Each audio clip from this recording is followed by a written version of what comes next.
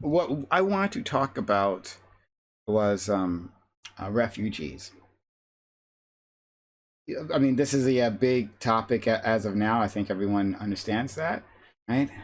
As to what's happening within U.S. foreign policy. We could start there, but we could also expand to a more general look at the situation.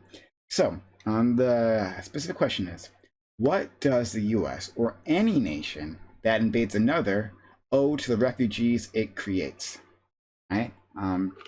You take a military action, you and are successful, then you will displace individuals, right? If you win, that comes at a cost, right? Like even if it's a quick war, right? Well, that involves bombs dropped, people's civilians dead. So, like, what is our obligation? We'll start there. We'll expand. So we'll start with introductions. Lucifer, Doobie, please start us off. So, well, just a quick warning. I'm like a quarter of the way into a beer. I'm probably gonna have another one by the end of this, so I might be a little tipsy by the end of this panel. So just a quick warning. Now, in terms of like the refugee thing, like I'm a little bit torn right now, to be honest with you. Um, I think my position right now uh, is that we owe them uh, safe harbor within their own nation, or if other nations around there will take them, then that. But I don't really think that like we owe them a trip to the United States, right? If we're talking about Afghanistan, I don't think we owe those refugees a trip to the United States. I think it might be a good fit for some of them. Um, for the ones that have worked with us, maybe we should bring them over here if they don't have any other issues. But just generally, I think that you know you invade a country, there's a specific goal. Yes, it's going to displace people, but I don't really think we owe anything to those people, like across the board. Maybe specific people within that group of people, but not all of them. That's where I am right now, but that can shift. Yeah, thank you, uh, Mr. Fanatic. Much like Doobie, I think it's not something we can just simply say any nation we ever invade for any reason we instantly need whatever. But I can see I can see why it would be important to be able to harbor some of them, specifically because of the war is a very difficult effort, especially one where we're dealing with. It's not just a straightforward thing. There were insurgents and things like that. So I do think that United States probably would need to work towards that. But I don't think it would be United States alone. The war in Iraq was not just a singular United States effort. There were specific different key pieces that were responsible for the various things that were happening there. UK, Italy, Germany, all of them had different reasons and different roles in the infrastructure of that country while the war was happening. So I don't think it falls only to the United States at all.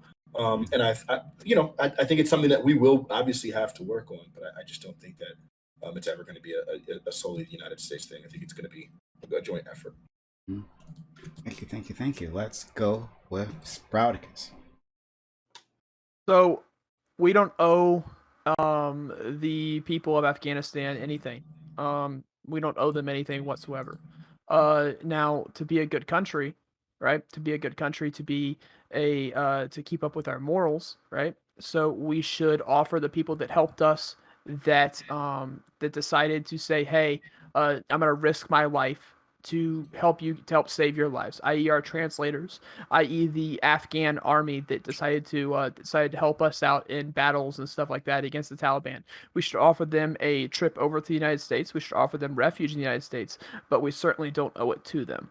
I think there's a huge difference in should we offer versus do we owe them this. And I would argue we don't owe them this, but we should offer to these specific people that refugee status inside the United States and possibly a path to citizenship. Oh boy. Why? So, just so y'all know. Oh, sorry, I'm having some background noise from someone. Okay, all right, right, it's good now. But just so y'all know, this is it's not technically designed as a debate panel; it's more of a discussion panel. But looks like that's out the fucking door. All right. Thank you, Sprouticus. Though, seriously. All right, let's go to Amanda. Yeah. So As John's 15:12 says, "This is my commandment: love each other, just as I have loved you." In the Bible, it also says that don't forget to do good and share what you have, because God is pleased with these kinds of sacrifices. So I think that we should always just try to do good and make people's lives better. And I don't know if we have an obligation, but I think that fuck it. We have an obligation. Especially if we're talking about Afghanistan. Yeah, we do. We have a fucking obligation. We have an entire state, Montana, that has $7 billion worth of land for sale. So we could have our government purchase that right up and have a whole bunch of people come over. But yeah, cool. You heard that? You heard that, Sprout? You need Jesus, is Yeah, what she I said heard to that. you. See, that's what she said. I've got Jesus. I've got Jesus. Thanks, buddy. All right, let's go to Revolt. Yeah, I think it's pretty obvious that the United States owes it to at least the people that we worked with, right?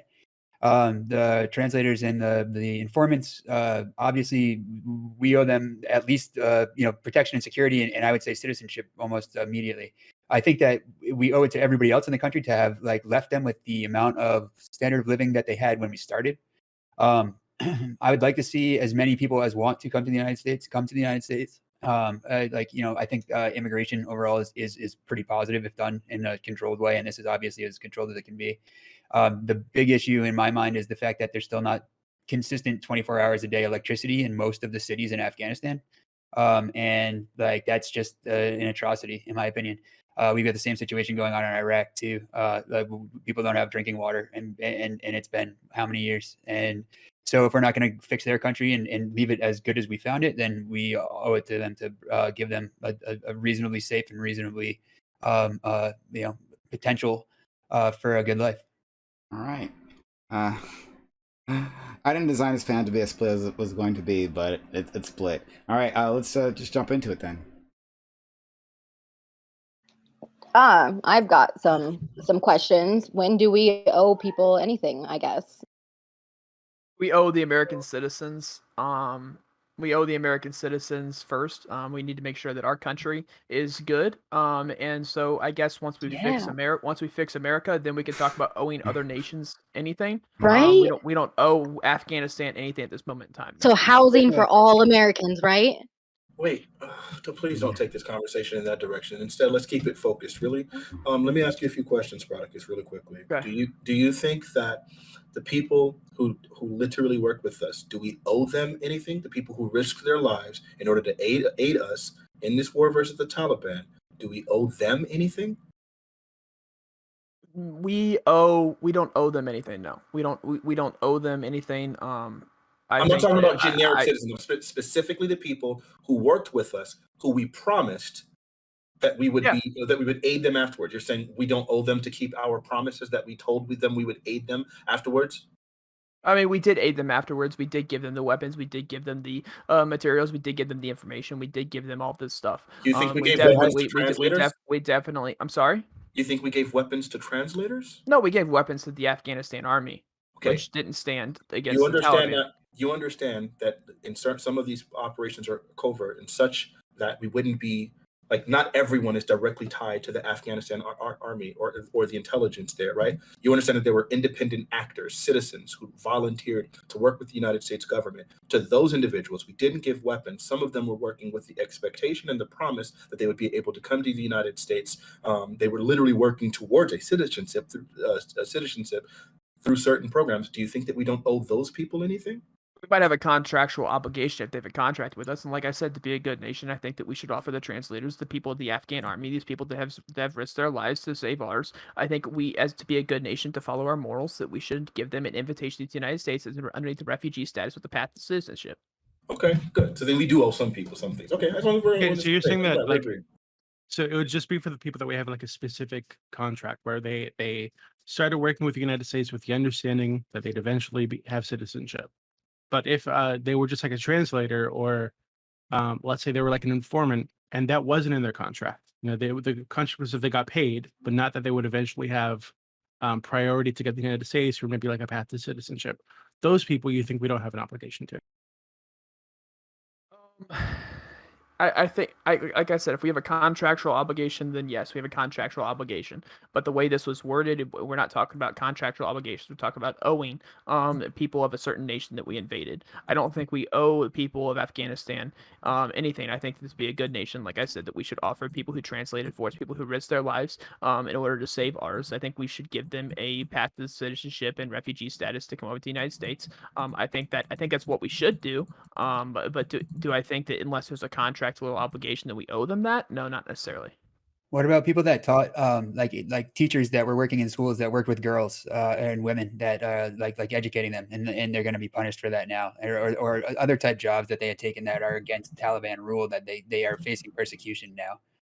I mean, so to respond to Revolt Rise, I think that we should have made sure the Afghanistan army was strong enough to keep out the Taliban. I think that we exited Afghanistan in an absolutely terrible manner. I think we caused a lot of shit to go wrong in Afghanistan. I think we caused the Taliban to take back over these cities because we left in a very hurried manner because Biden won us out by September 11th as a virtue signal that I pulled us out of Afghanistan. He didn't bring our stuff back. He didn't make sure. Wait, who, Wait, what, wait, when, wait. What am I where? talking about? Well, Trump had already He signed it, botched so that would this. be out by Right. May. Right. I'm sorry. This wasn't Biden's plan to like exit us in that way. It was absolutely Trump's plan. It was not Trump's plan. It was not Trump's plan. Trump literally declared this. This was already something Biden literally stated that he was 100% sticking towards Trump's plan. He was actually late in actually exiting. If he had exited at the time that Trump had specifically stated, it would have been way even sooner, May. which would have been even right. Yeah, it was supposed for to be in May. May. It would have been much more problematic. So the fact that Biden waited as long as he did is something. His hands were tied in the sense that this was an agreement, a treaty that the United States had specifically made with the Taliban that we would be exiting at this time. As a result of this, we have witnessed through the exit that while the insurgents, the Taliban, are definitely still at war and there's all sorts of violence happening, the violence against the United States has been completely minimized. Trump did have an America First idea in this regard and making sure that this treaty was with them. The thing that was insane about it was that Afghanistan was completely left out of the negotiation in this way, which is crazy to me if we're trying to establish their government. But please don't put this directly on Biden as if Trump didn't have anything to do with that. And furthermore, if you're saying that we as a nation should be good people, then this is, I would imagine, to make this statement that we messed up a lot, that we as a country really failed them and didn't allow them to, after destroying their country in various ways, it's not just a country, it was actually all of NATO. But if we did something like that, the idea that you would then say, I guess, all of the citizens, I understand maybe some of the military operators and things like that, but the regular citizens who will now be screwed by some of the infrastructure that we've created, that they have taken a part in, those people, it doesn't matter if they're raped, murdered, tortured, all of that. It doesn't matter. We can just take our hands off. This is great. If that's your perspective, I genuinely don't know where your values are. That's awesome, Fanatic. I'm glad that you just went on a long tirade of how bad of a person I am. So that wasn't the tirade. Okay, well, whatever you want to call it, I'm glad it happened. You haven't experienced one of Fanatic's tirades, I can assure you. That hasn't happened yet. Okay. I'm glad whatever you want to call that happened. So we can argue about semantics if you want to. Anyways, Trump did make this deal. Trump could have also pushed the date back, which I believe Trump would have if he saw the situation that was over there. Biden decided to push the date back. Biden also botched the pullout. He completely fucking botched the pullout. I'm not saying it wasn't time for us to get out of Afghanistan. It was definitely time for us to get out of Afghanistan, but we need to get out of Afghanistan in a strategic manner. We did not do that. We left all of our equipment over there. We left personnel over there. There's still American citizens that can't get to the Kabul airport, and the Taliban's keeping them from getting to the Kabul airport, and we're just leaving them over there. Biden completely botched this pullout, and he wanted to have the military out by September 11th as a virtue signal, as an accomplishment that, hey, I got Afghanistan troops out by the 20th anniversary of 9/11. That's what he wanted, and that's what he got. He botched the pullout in the meantime, and he left Afghanistan in a terrible spot. Let's go to Amanda and then Doobie. I worst timing, of course. Amanda, your turn, and then Doobie. Oh no, I didn't want it to be a debate. Yes, no, I didn't have anything to say. Okay, not yet. Doobie, please. This bitch. So Not you. what I'm wondering about is, like, what? do you guys think do any of you disagree that we should have probably pulled out of Afghanistan this year or next year at some point? Like, do any of you think we should have remained in I don't there. believe in the pullout methods. Someone had to say it. Someone had. Oh. I've been avoiding it, but someone had to say it. Thank you, Amanda. All right. Oh my She beat me gosh. to it. That was going to be my response. Biden's pullout game this week. I Ah. can't believe You you. I elected the can't wrong believe you Biden. guys. That's the problem. I just took off my sweater because it was getting hot in here. Okay. Okay. What was I going? Oh, yeah, okay. I remember. Wait. So, do any of you think that we should have remained in Afghanistan for the next No. year, 5 years, 10 years? You do, Amanda? Amanda does. Can you Definitely. I mean, like, Okay. yeah, at least to like protect women's rights. Oh, really? Like just stay there. Like, yeah, you can roll your eyes, No, with no, Wolf, I'm but like, no, he did. Oh. There's lots of like, I mean, seriously, like, women aren't going to be able to go to school. They're going to get murdered, put back on burqas. Like, if we have the resources, which clearly seems that we did, right? Why can we not just keep the same amount of soldiers there that we'd had this entire? Like, I get that, like, it seems like we're going to have to do this forever, right? But cool, yes, let's protect women forever, please. Like, please. okay. Fanatic, I also saw you raise your hand. Like, what? So, what do you Sure. think? So I think I do think that there needs to be like a strategic way about doing it. It wasn't just United States. Again, it's like a bunch of NATO forces. I do think that our infrastructure plans and the way that we were going about things was pretty problematic. Oh man, yes, I think we should probably because we recognize now that we didn't do a good enough job on arming the Afghan government or the Afghan military with the ability to withstand the attempted takeover of the Taliban. We clearly didn't do a good enough job there. So the idea that we would stay a little bit longer while we try to make sure that we do the job that we were supposed to, I think that'd be fine. But I think there were failures all throughout. Like I think Yeah. the UK's job of like creating the infrastructure was failed and all that stuff. But so it's hard. I would hope that it wouldn't be violent, but I mean the Taliban's going to be violent because they feel like their country's being occupied and things like that. So there's just too much. I don't know. So It's a really can I difficult just thing. hit on something really quickly? So something that Amanda said that I think is actually really important to the discussion. So before we pulled out, before the plan to pull out was solidified, I think there are a lot of commentators, a lot of generals who were saying that if we do this, the Taliban will take over. They had already taken over massive portions of the rural parts of Afghanistan, Right. a lot of the outlying cities. So do you think we have a responsibility, given that, as Amanda said, when they come in, women lose their rights, gay people lose their rights. If you're not a Muslim, you lose your rights. Like a lot of negative consequences, right? Girls can't go to school, all this shit. Do you think we have a responsibility to not just stay there, but to have expanded our presence, to push the Taliban out of the areas that they'd conquered in the rural parts of Afghanistan, to reconquer it so that we can ensure the rights of the people that were living there? I wanted to actually ask kind of the same question, but expand on it. Like, how far can we go in order to fix the problem? Like, so can we, like, I guess, The problem- bomb the entire population and take out half the country as long as we get rid of the Taliban type of situation? Like, I guess, where's people's lines? The problem is the longer it goes on, the more citizens and civilians die, right? And like the massive bulk of all the fatalities and casualties of the war have been civilian casualties. So like that's number one. Like we want to stop fighting so that we can stop letting people die for sure. The problem that we actually really had that we somehow managed to overlook was the fact that like as soon as the United States stopped paying everybody, like nobody got paid anymore because the government that we had there like had put in was just a bunch of corrupt warlords that were like memeing as a government. Like they never had any intention of actually making it work, I don't think. And so like all the soldiers weren't getting paid. They were supposed to be getting like $200 a month or whatever. They were getting $30 a month. In some cases, they were getting 10 bullets per guy and things like that. And like so the morale was super low. And then the Taliban comes in and says, look, as soon as the U.S. leaves, we'll give you $200 for that rifle you're holding, and we'll give you $200 for this piece of gear, whatever, and we'll give you a place in the government. So like, we'll protect you. So like, that's of course what everybody did. They all like, just like abandoned their station and ran over to the Taliban. The other thing too is like we had been lying to ourselves for a long time about what their forces were. We said 300,000, and it wasn't even close to 300,000. I think like the best estimates or the new estimates are around like 96K of actual like prepped, ready to fight soldiers. And so that's like 1/3 of what we thought there were. And the Taliban are almost 3 times as strong as we thought they were. We thought they were like 60,000, and it turns out they're like 240,000 because they've been getting support from sympathetic, like, elements of all the surrounding, Arab and Muslim nations. So like the war there was lost, and the only thing that they were doing was waiting us out. We could, of course, like start it up again, but like as of right now, we'd be going back into the same situation we were in 2001, except for the Taliban has more guns, trucks, money, clout, land, soldiers, experience. Like it'd just be worse than ever.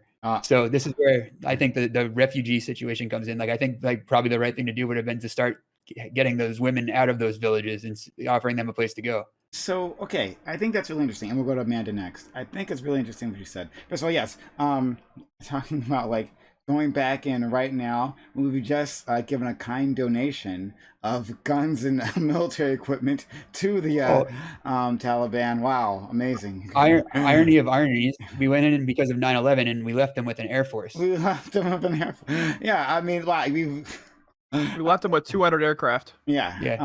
They're not going to be able to use most of that unless they get some serious like state level support.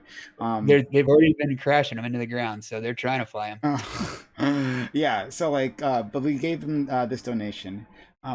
But like, what you talked about, like evacuating the women. Like, what does that even look like? I mean, in terms of money, I know I've said this before, right? Like, if we actually want to do, to take care, if the goal was to take care of the women and girls, right, which it clearly wasn't, but if the goal was actually to take care of the women and girls, then we would have simply evacuated every female from Afghanistan. Like, that would have been a cheaper option than everything we've done, than staying there for 20 years. Right, that would have been a cheaper option simply to literally evacuate them. But when you're saying now, right, and like in reality, when you're saying evacuate the women and girls, so like, do you mean like who is that? Like, who is that? I mean, like, how does that work? Do we leave their husbands? Do we leave their brothers? Like, well, I would say no, but the thing is like we can't obviously evacuate the entire country. But one of the things that you can do, I mean, there's a certain amount of sympathy that exists, and there's a certain amount of support that exists already for the Taliban. Like the Taliban is not at 0% support. You know what I mean? Like there's people that want to be there and they're happy to live under the Taliban's rule. So I think like, that cuts out like, half of the population or 40% of the population or whatever as potential. But yeah, I don't know what it looks like. I think that like this is why you don't. I think that it would be nice if the United States would step up and do the right thing for once, but we won't. But like if we did, it would be good because maybe this would teach people the lesson about don't start freaking wars. Like, you know what I mean? Like if you actually had to deal with the consequences of the war, deal with the people that's lives you ruined, you know what I mean? And make them whole again, then like, I think we'd probably go and bomb less people in the first place. But it's, it's really fair. Oh, God. I think this, like, I feel like that's not a good take. I'm sorry. The idea of just don't start wars, I think that's a little bit problematic. Like, I do think of the way that we went about things in order to get into this war was pretty problematic.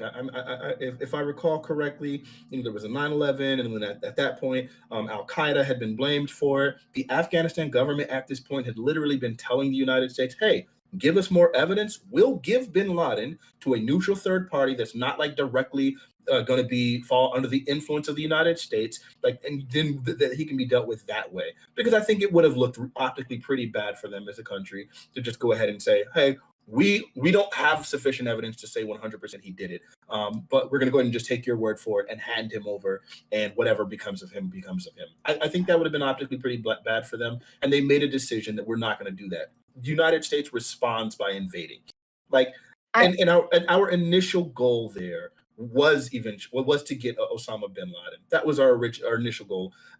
After like the vast majority of the Taliban at that point left, and during that time, then we began our restructuring and reconstruction phase, and that phase was probably handled as poorly as it could have been handled. And because of the way things were going and the way things were handled, and our lack of cultural relativity, then that ended up gaining so many sympathies for the Taliban, which is why we're partially in the situation. So there's so many things that were done wrong, but like it's not like we were just bombing them just to bomb them, and it's not like I understand like why we as a nation felt the need to say if this much has happened to us, there have been 3,000 casualties almost instantly. The idea that we would try to respond and say, hey, we're going to do something about this, we're not going to sweep this under the rug, it makes some sense, right? Like, so I just think we can't be so reductive as to say just don't start wars. Like it sounds like a really five-head take.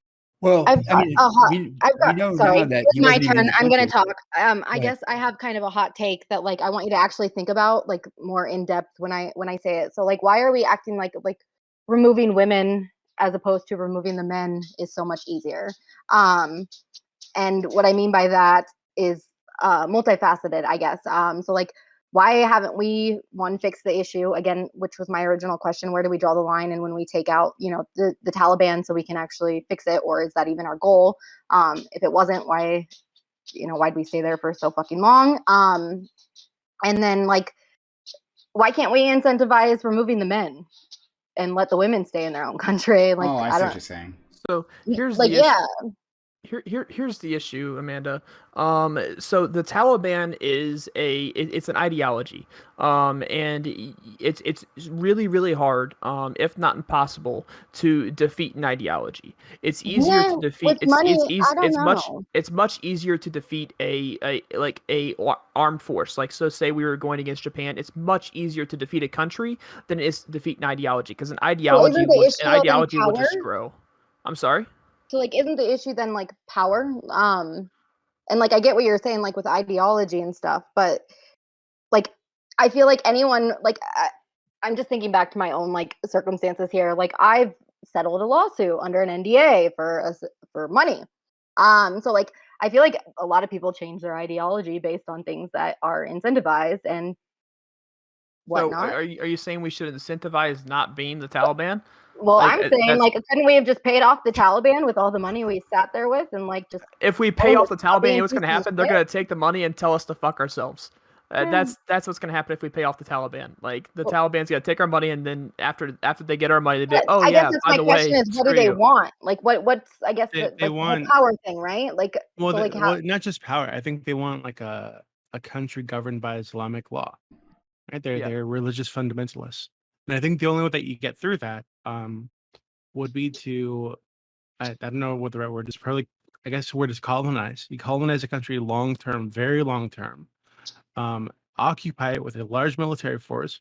You aggressively seek out the Taliban and destroy them, and then you, because you're occupying this country, you ensure that their population, over generations, not just like 1 or 2 generations, not just 20 years, generations, gets accustomed to a new way of life.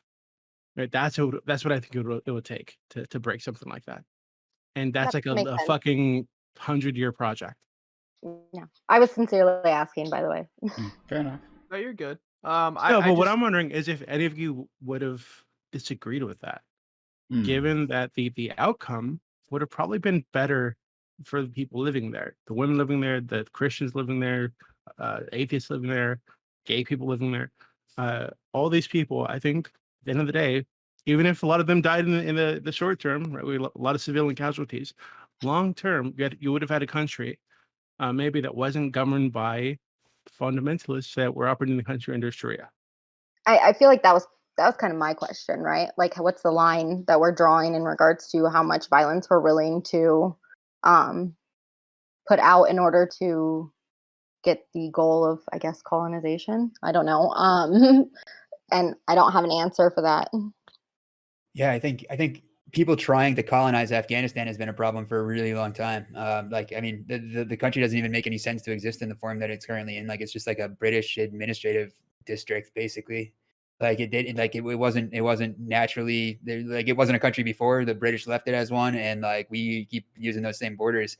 But like to answer the question, I think if we had been focused though on like achieving the goal of improving the quality of life for everybody, making sure the Taliban was gone, showing these people that like a liberal democracy was a successful form of government, and making people interested in supporting one.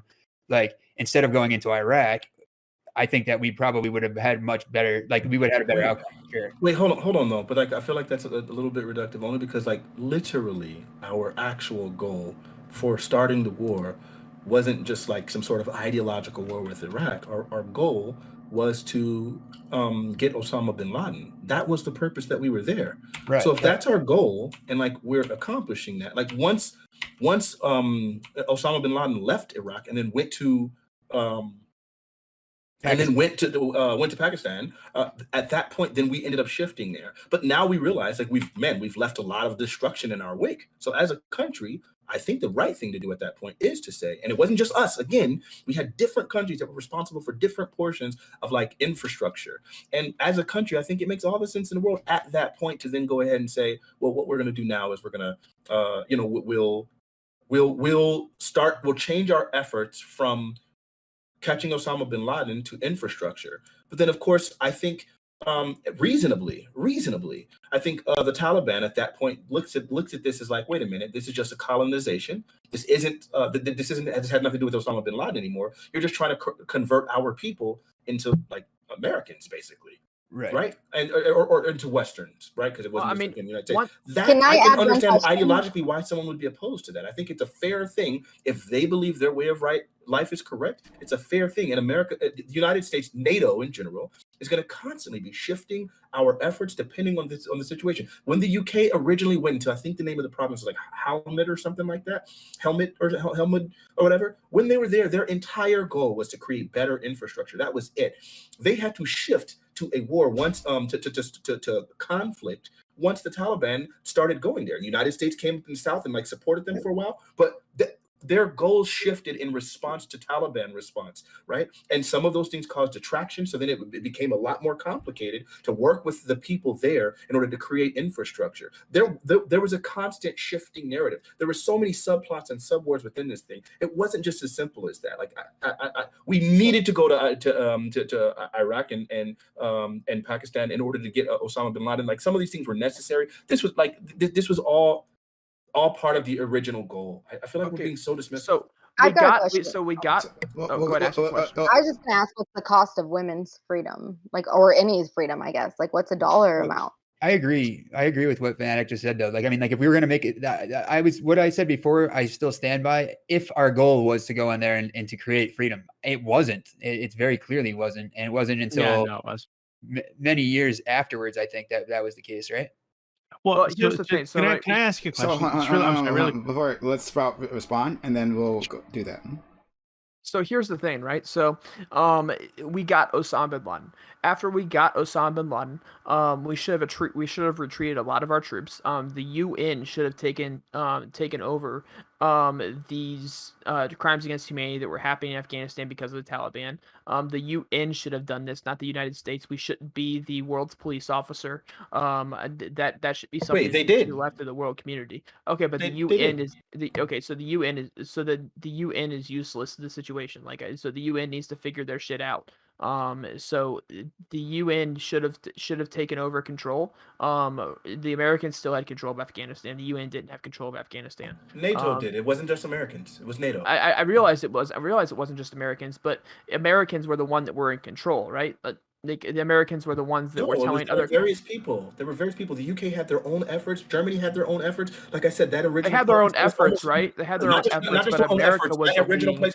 The vast majority. I'm sorry. So much of this infrastructure was literally controlled by the United Kingdom. It wasn't just the United States. The United States had different goals. It was all NATO working together. So much of this war effort, so much of this plan was literally cultivated and began by NATO. I mean, by the United Kingdom.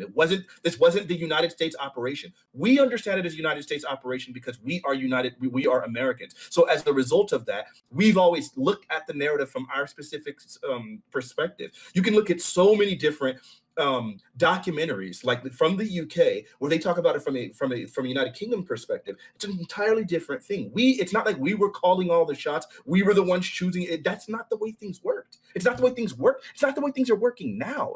That's not. I know it's not the things are working. I know it's not the things are working now because we're out. But here's the thing, right? So the UN should have taken over Afghanistan. Should have taken care of the crimes against humanity. The United States of America should not have been the world police in Afghanistan.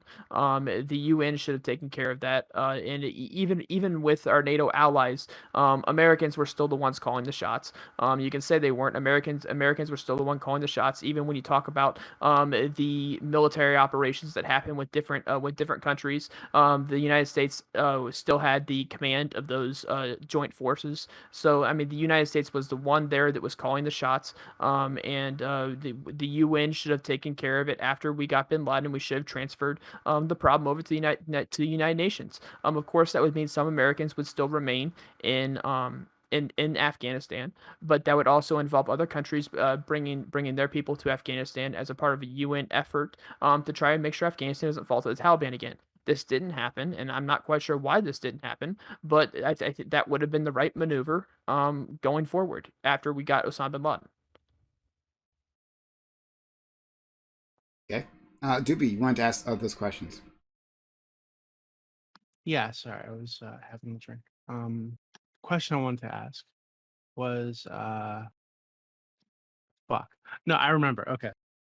So do you guys think that like so given that it seems like the government that we put in control was very corrupt. I think Revolt described it as like a collection of warlords that were LARPing as a government, never really intended to like for it to be functional. It seems like if we'd pulled out at any point, it would have been fucked, right? So like, I don't know if there was a good way to pull out because anytime we pulled out, the Taliban would have swept in. I think and there's a taken good over again. message here. So like, given that that seems to be the case, like, do you think that like, I don't know, like I'm struggling with this because if we pull out and we know they're going to sweep in, we've essentially spent what trillions of dollars over the last 20 years for nothing. They're going to sweep in, take the mineral deposits that everybody's talking about now. If everybody finally acknowledges that, yeah, there are mineral deposits here that the world needs.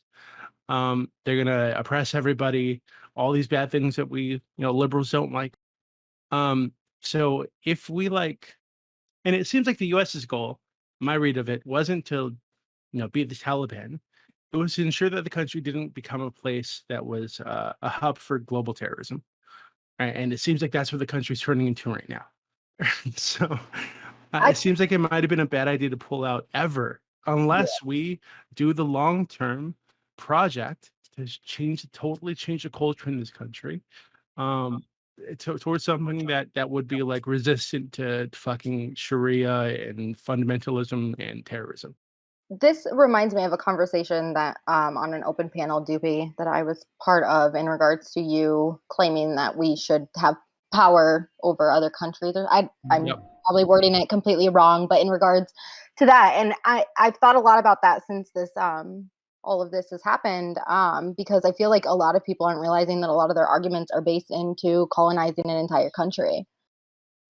Yeah, I think that's genuinely, I mean, just based on what I've seen, like it seems like it was genuinely what would be required. Either that, or the United States would have had to have taken a much greater role in running the country.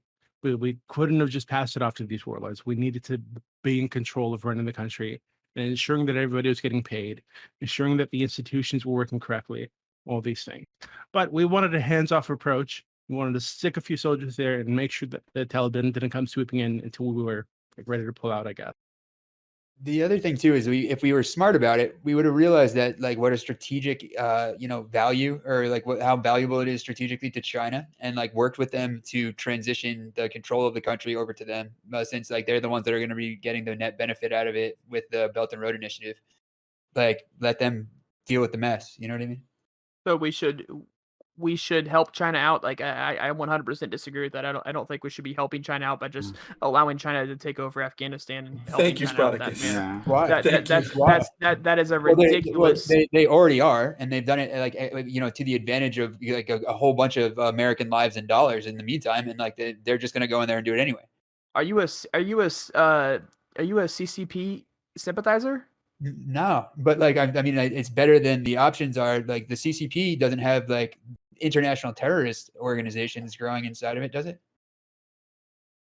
Really? Like so you want to help one of our like, well, I mean, like one of our right, greatest one of the greatest enemies of the United States and according to like international power, you want to help them gain power by just handing them Afghanistan, saying, hey, do what you will with this, and we already did, man. We already later. did. We already did. We just did. Except for we did it in such a messy way that like now it's going to be like a real disaster. And like ISIS right now, that ISIS is at the Kabul airport right now, right? Yeah, I know they're right outside, not letting Americans in. I understand that. Right. ISIS. Biden fucking Taliban, botched this. like Biden ISIS botched this shit. Yeah. Yeah, right. Okay. So if like, we care about the rights, like why isn't the solution to fucking stick another 100,000 troops there, destroy them again, and then totally fucking colonize a country, import American culture, because and make them liberal, make them American. doing So that back means to my losing question, another what's the price of 200,000 freedom? civilian lives. So What's the price of long freedom? term, they'd be better off. What's the price of freedom? I mean, it has a lot of prices. A country's gonna have to want it. We can't. We saw this in Korea. We can't give a country freedom and just expect them to maintain it. The country has to want that freedom. But the mass population, half of it's really stupid, right? Like we have like 50-50, and like so I guess who decides this as well? I mean, you can't take just control of the fight. schools and then teach their children to grow up the way that we want them to grow up. Like that's silly. You know, we can't give freedom to people that don't want. Calling it freedom is really silly in the first place. It's stupid. Liberal WASP values. Hold on. Liberal, I get what you're talking saying. Yes, I agree. I hope that you think I'm a little more in depth than that when I'm talking about it, based on Yeah, no, I conversations was we've had. calling Sprout a retard. I'm sorry, a moron, not you. Oh, okay. Well, I'm that's sorry, that's Sprout, I good to love hear. you. It's okay. I've it's okay. It's whatever. It's kind of what I expect now when I go on think panels, Sprout, yeah. especially when I'm on panels with you, Doobie. So when we talk about this, right? So when we talk about this, we're going on a like I said, we should have had the UN. We should have transferred this problem over to the UN. In no way, shape, or form should we have transferred this problem over to China. And said, hey, China, here's the benefits of Afghanistan. Just take it from us. does the That's a UN ridiculous idea. Does the UN have a military force? The UN is a military force, but it consists of a bunch of different countries, and it wouldn't be 100% on America's back. I think it's a little bit more than just a military force. It's a diplomatic force as well. I mean, I think like for example, the United States is more than just a military force, but a lot of times the military force is what kind of informs our power. And I think obviously,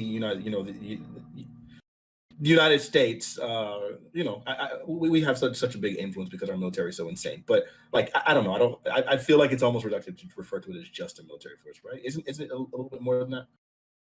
I mean, I think that y'all are referring to NATO, I think, but like regardless, like the facts are is like the other countries have left long ago. I think Canada was one of the last countries to pull out in full, and like they pulled out in 2014.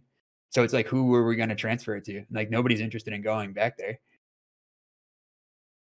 Hey, Okay, I don't think I'm disagreeing with you at all, but like in that like,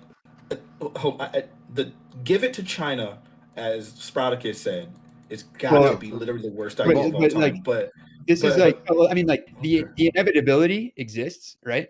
Like, and so like they were going to always do this. Like they're rebuilding Iraq, and like they've got deals with Iran where they're like the Iranian currency now is the yuan, and like like they're taking over that area. They're going to do it anyway. And like that writing's been on the wall for 10 years. If we wanted to stop them, we could have done something similar to the Belt and Road. As a matter of fact, the Belt and Road initiative so far has cost them $100 billion less than we paid for the F-35 project. So like it's definitely feasible, but like we chose not to. So Revolt, I mean, I'm glad you're going mask off with this. As a CCP sympathizer, I'm glad you're going mask off. But I accept reality. The idea that we're going to give China one of our greatest threats to this nation internationally, right? The idea that we're just going to hand over the resources, that we're just going to hand over Afghanistan and say, hey, here you guys go. I hope you build some roads through here, and hope you enjoy it. That's a ridiculous notion. That's a ridiculous motion. We could have negotiated with them if we had done that, though, and we could have made contracts with them so that we could have got some of the minerals. Yeah, because China follows contracts so fucking well. They do great contracts. But I guess what Revolt is trying to say is that like rather than what we have now, which is just is a complete mess, a complete disaster, right? And a one in which China can step in and exert influence one way or the other, right? That they can add this to their sphere through negotiating with the Taliban. That if we had tried to do something more formal with them, like the result would have been the same, right? That China gets control or gets influence into this territory. Like whatever hand over, like that's also like that's very vague. Like handed over to China, like does China like install bases there? Like that's very vague. But to say that okay, look, we aren't pretending that we are gonna have this nation forever, right, under our thumb forever. You are going to have this. You are doing your Belt and Road Initiative. How about we do split seas, right? And we get a piece of this, and yeah, like, but for now we get nothing. We get nothing, and then we have to, if those minerals are important to us, then we have to negotiate with the Taliban, and for very unfavorable. Yeah, but why not just like not pull out, not let the warlords take the government? We install an American government, some kind of American government, run by people that we trust, and then we make sure that all the institutions work. And then we stay there for 50 years, 60 years, and shift the culture, while seeking out and destroying the Taliban wherever they pop up. Like, yeah, that takes a lot of time and costs a lot of lives, but I think long term, that's probably the best move for the United States. I don't think so, dude, because there's a thing that's happened. We've seen like 100 years wars, right? Like that exists already. And to be honest with you, that's a war that would never end. I don't think there would ever come a point where they would eventually recognize they would ever look at us as like, oh, well, these are the guys that like really can't, like, culturally, there's always going to be an intense war, and I think it would only galvanize the people more to be more resistant towards the United States or just American influence. I don't think this is a real solution. I'm sorry, I cannot see that working. They would just never give up, and in fact, I think it would make them a little bit more. But the alternative is I don't feel there's a solution available. There's a solution Me too, available. Amanda. I agree. Yeah, like it's really hard to debate this because like sometimes I can come up with solutions sometimes, but like I've tried really hard and can't here. We have a world coalition of forces go into Afghanistan and make sure that the Taliban doesn't take it over. This would take a lot of American troops out of the country. It would have a lot of other countries intervene with us. Why? And to put why? No, I mean, like, why would they? Like, why? Why would they? Yeah, You don't want because if they still want to be a part of the UN or a part of the Human Rights Council inside the UN, you can't, hon. You can't do that. No, you cannot make that a stipulation that you have to send your troops to our war, right? That you can't make that a stipulation of being part of the UN. That's like not a thing. I mean, it's not necessarily sending troops to our war. It's sending troops to make sure that the Taliban doesn't take over and because it's actually. I don't know if you know this, but it's actually there's international human rights, and you can violate those human rights, which the Taliban has been doing. So the UN should be the very institution to care about these human rights and the violation of these human rights by the Taliban. Saudi Arabia, yeah, a lot of other. Yeah, yes. Yeah, I was going to say too, like a lot of other Middle Eastern countries. I mean, not just Middle Eastern. A lot of fucking countries violate what are considered human rights. Right? So, like, I don't know if that's a good argument. I mean, they're more like human suggestions, really. Human suggestions, okay, yeah, because they shouldn't exist. No, that's the reality. Like, that's the reality. That's how the world. No, Doobie's not saying that he disagrees with the concept of human rights. He is implying that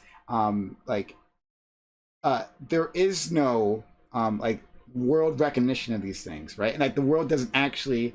Like, if the world actually cared, then we'd be intervening in a lot of other countries, right? As soon as we identified human rights violations, we'd be intervening. In fact, we'd have foreign troops stationed in the U.S. because we do human rights violations here, right? Like, that would be a thing. But that's not a thing, right? It's simply you do that, you care about human rights when there's one country with substantial military power able to exert that military power in a weaker country that probably is doing something else that's problematic, and then on the back end, human rights. We care about that too. Are you saying the Brits are okay with not helping us out? That France should be okay with not helping us out? No. It's what I'm. I mean, I can go Italy. No. What I'm saying is that like, they have their own domestic issues, right? They have their own domestic issues. They have their own foreign policy issues. So domestically, you're asking them, right? You're asking like the Italians or whoever, right, to continuously have troops stationed in a foreign country for a war that they did not start, right, and has nothing to do with them. There are other wars, there are other places, other conflicts, and they don't all enter there. You're saying just because America wants troops there, wants to maintain this presence for their enemy, right? To keep their enemy at bay, that all these other countries should be required to send their troops, put them in harm's way. Why? I wouldn't do it. I don't think that's accurate. I don't think that it was. I don't think it was just the United States that wanted there, and I don't think they were just United States enemies. I think when the terror attacks of 9/11, I think they demonstrated what was a global threat. You were fight like the terror that they were fighting against was global. Was that the terrorism. Taliban though? Was that the Taliban who did that? It was Al Qaeda that did that, Yeah. but unfortunately, the thing was Al Qaeda happened to be based in Afghanistan, Mhm. and it seemed like Taliban. It seemed like there were some inferences that the Taliban was working with Al Qaeda. And so there was this fight there. I think that's the reason why you had all of these other countries creating these initiatives specifically within that country. So- It wasn't just the United States. They weren't just our enemies. The United Kingdom lost so many troops during this time. This was not, and they weren't fighting only for us. They lost actual civilians. No. I don't know. I hear you. I hear you. And I think what you're saying, the point is not like, I understand what you're trying to say. But there are other solutions. Basically, I'm pushing back against specifically Sprouticus's argument there, right? But there are other solutions than having some world coalition like for perpetuity there, right? Just for the opportunity to America pull out its troops. So, like I hear you in that, like Al Qaeda didn't just attack us, right? They attacked other places, like the threat of Islamic terror has been a global threat in many other nations, and a lot of Americans don't realize that. So there is motivation. There is motivation to ensure that Afghanistan does not become that, right? Like, but So sorry. as recent as the 18th of December 2020, the United Nations applied sanctions against Afghanistan.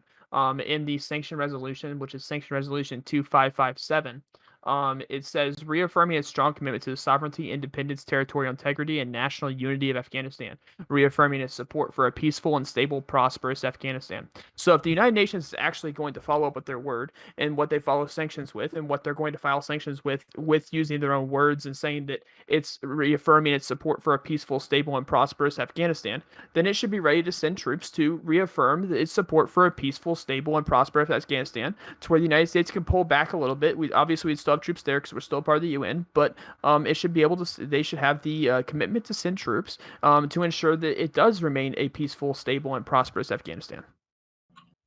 Wait, can I ask you? Okay, because what you're saying opens up a lot of weird doors. Doors that I personally might be okay with as someone who's an American supremacist. But if you're saying that we should use troops to enforce human rights in Afghanistan, why shouldn't we use those same troops to enforce human rights in fucking North Korea or something? Or China? I just have to yell "what the fuck" right there. Sorry. Well, what do you mean? Yeah, or Saudi Arabia, or or any of these other places. Like, Yeah, I mean, if the UN is willing to apply sanctions, and there's a vote to apply sanctions, then no, not just sanctions. especially in the Security Council, right? So this is from the Security Council report of the United Nations. Then they should be ready and willing to supply troops to make sure that the Security Council, or whatever they decide, decides to remain a peaceful, so stable, what you're and saying prosperous. is you want a one world government that enforces liberal Western values across the world. It's not really one world, though, is it? Because each country gets their own say inside the United Nations. So it's not really a one world. Well, they don't government, actually is get it? their own say, though. That's not. I And really if feel like you they and did, we Doobie are wouldn't kind of have arguing the same thing. It's like everything that I've like heard. It feels. and we so wouldn't have a similar. homogenous government when we left if that was the case, right? Like if everybody had their own influence, like that'd be crazy. You know, I mean, like but you're saying that they get their own say, but they wouldn't, right? So you're saying that we wouldn't necessarily be intervening anywhere. So you're saying that you don't get your own say in how you run your government because, like, American or NATO troops might be stopping by, right? I just have to say that like everything is based in like a male like I don't want to say perspective but like dominated society, and I don't think that that's like a horrible thing in every way. Like I don't, but like if we could just like where's the starting point? I guess where are we gonna start in regards to like this entire line, right? Well, given recent events, I'm like, genders. Given recent events, I'm totally red pilled, and I say male should run everything. Okay. So I don't have it. So I don't really know whether that's even a point of contention. Fanatic, you want to say something? I don't think most of this is not really centered around gender. I don't even really see gender as like a really confounding factor here. I agree with that. Yeah, this is just we're this is more just about like as a country, like what our ideas should be and so on and so forth. Yeah, I don't know. This seems weird. I don't know why we're introducing gender into this thing. This thing. Or maybe someone could break it down for me. I'm lost. Well, like I think introducing gender is somewhat important, but I don't think it should be like the overriding factor to everything. So like I think it should matter in regards to values and ideas, but like actually this was something I wanted to bring up. So like I've had a lot of issues in regards, so I'm taking this back to like a non-debate panel and a conversation. So like I've had a lot of issues since I've come to Twitch. And in regards to what things should be and shouldn't be, and now I totally lost my thought. But all I know is that like gendered come to Twitch, like you got an issue with maybe how gendered politics or yeah, and like I guess just what is the baseline here? And I guess another thing is, everything that we've ever established has always been within a male patriarchy. Like whether that's religion or any government that we've had is always established within that. And oh fuck, I'm gonna shut up for now. It's fine. I'm just trying to understand you. Fanatic wants to go off, and I feel like I'm like, all right, go off, Fanatic, and I do not want to do that right now.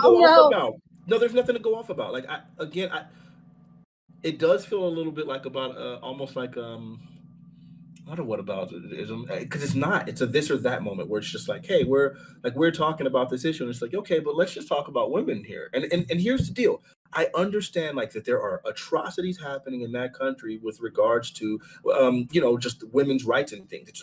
One of the things that someone told me about was specifically like that there were plenty of women that were occupying different spaces and different jobs at banks. And as soon as the Taliban took over, it was just like, hey, yeah, y'all are all immediately fired, and you can send like a male relative, but yeah, that's it. Yeah. And these people had been occupying these spaces for quite some time, so it's like there's some atrocities happening there. But again, when we're talking about the overall plan, like in the overall freedom of things, I think to hyper focus on women specifically when there are atrocities happening across the board, it just seems almost a little bit misguided, especially because I don't think any issues right now, like as far as ideology, are specifically geared or engineered towards women in this case. So it seems like misputting their focus. I agree. Like, no, I really agree. Like things should be like focused on intersectionalism, but yeah, it feels like we're focusing on colonization.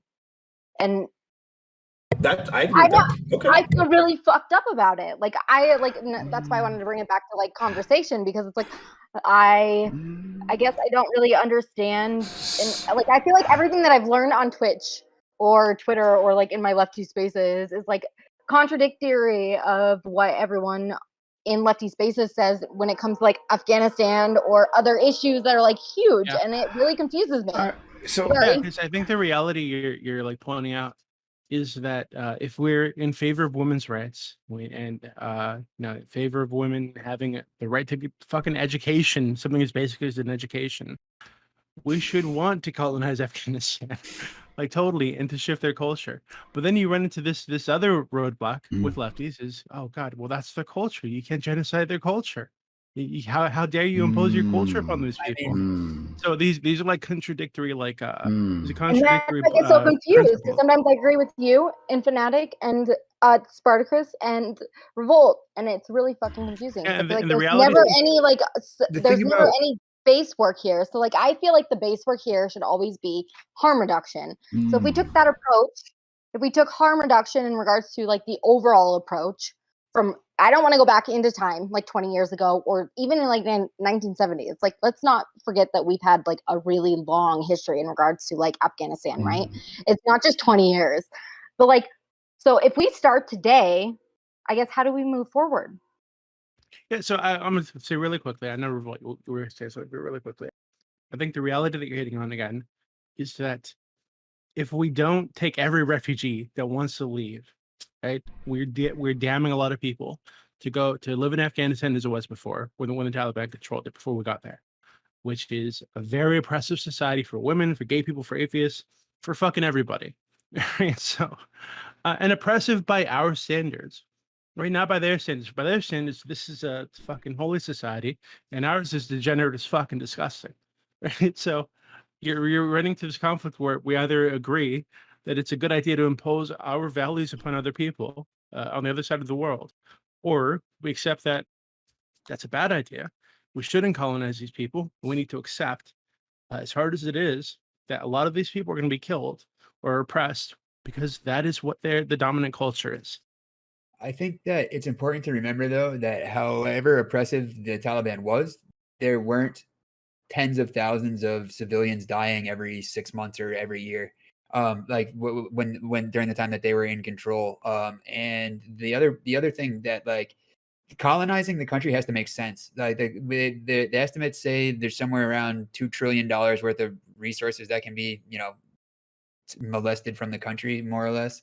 And like, we've already spent that much money and more being there. So it doesn't make any like financial sense for us to do it. So now it comes down to like, is it an ethics problem? And like, do we, should we be going around the world and trying to save everybody? And if so, like, why haven't we taken all the Kurds out of northern Syria? Why haven't we done the same for like the Libyans who supported us, that, where ISIS was literally selling slaves up until 2019 after we couped Gaddafi? Like, why didn't we take care of those issues?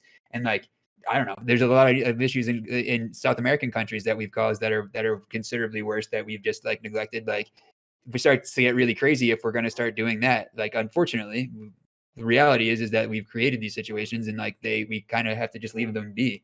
If we'd left 10 years ago, that would have been 10 years less people being killed in a war, even though the women lose their rights necessarily, they're not getting bombed by drones.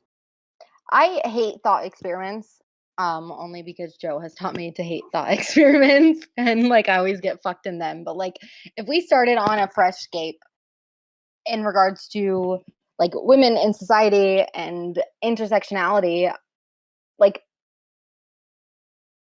I don't even know how to explain my question. So, and it comes back. Sorry, go ahead. No, go ahead. No, I'll let you go. I thought you were. Like, no, it like comes back to like freedom. I feel like always freedom has been like encompassed in regards to like a male perspective, and I don't want to like bring it back to like sex and sexism, but like I'm a female on this panel, so please know that like obviously my perspective shapes my reality, right? And so like I just kind of want to like ask if we could take away all of these prescriptions and all of this morality, where would we go from here? What specific prescriptions and what reality?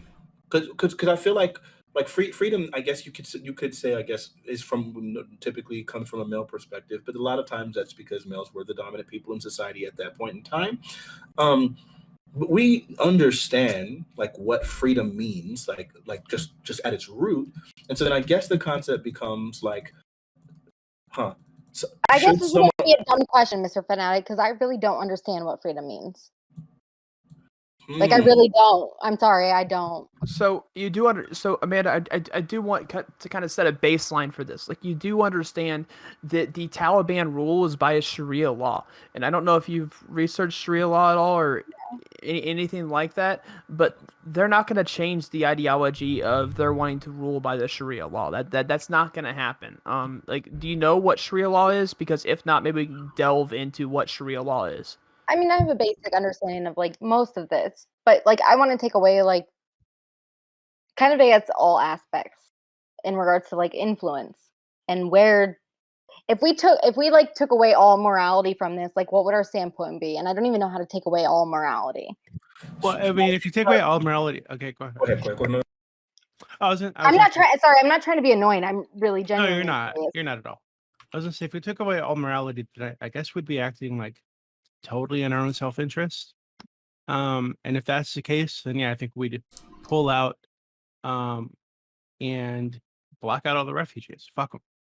Or if you wanted to think more long-term, like I like to do, you would say, okay, well, if we leave, the Taliban's going to come in. The country will become a hub for global terror. That's bad for us because they tend not to like us. So we would invade them again. Fuck the civilian casualties. Right, long term, they're better off if we control the country.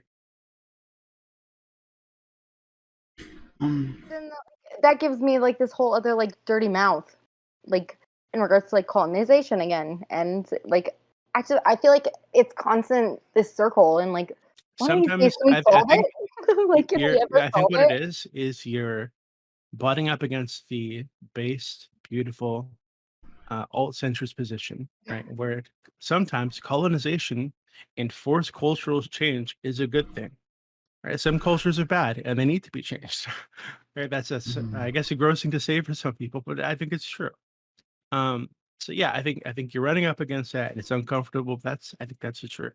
Yeah, like, and I guess going back to that idea of like what is freedom, right?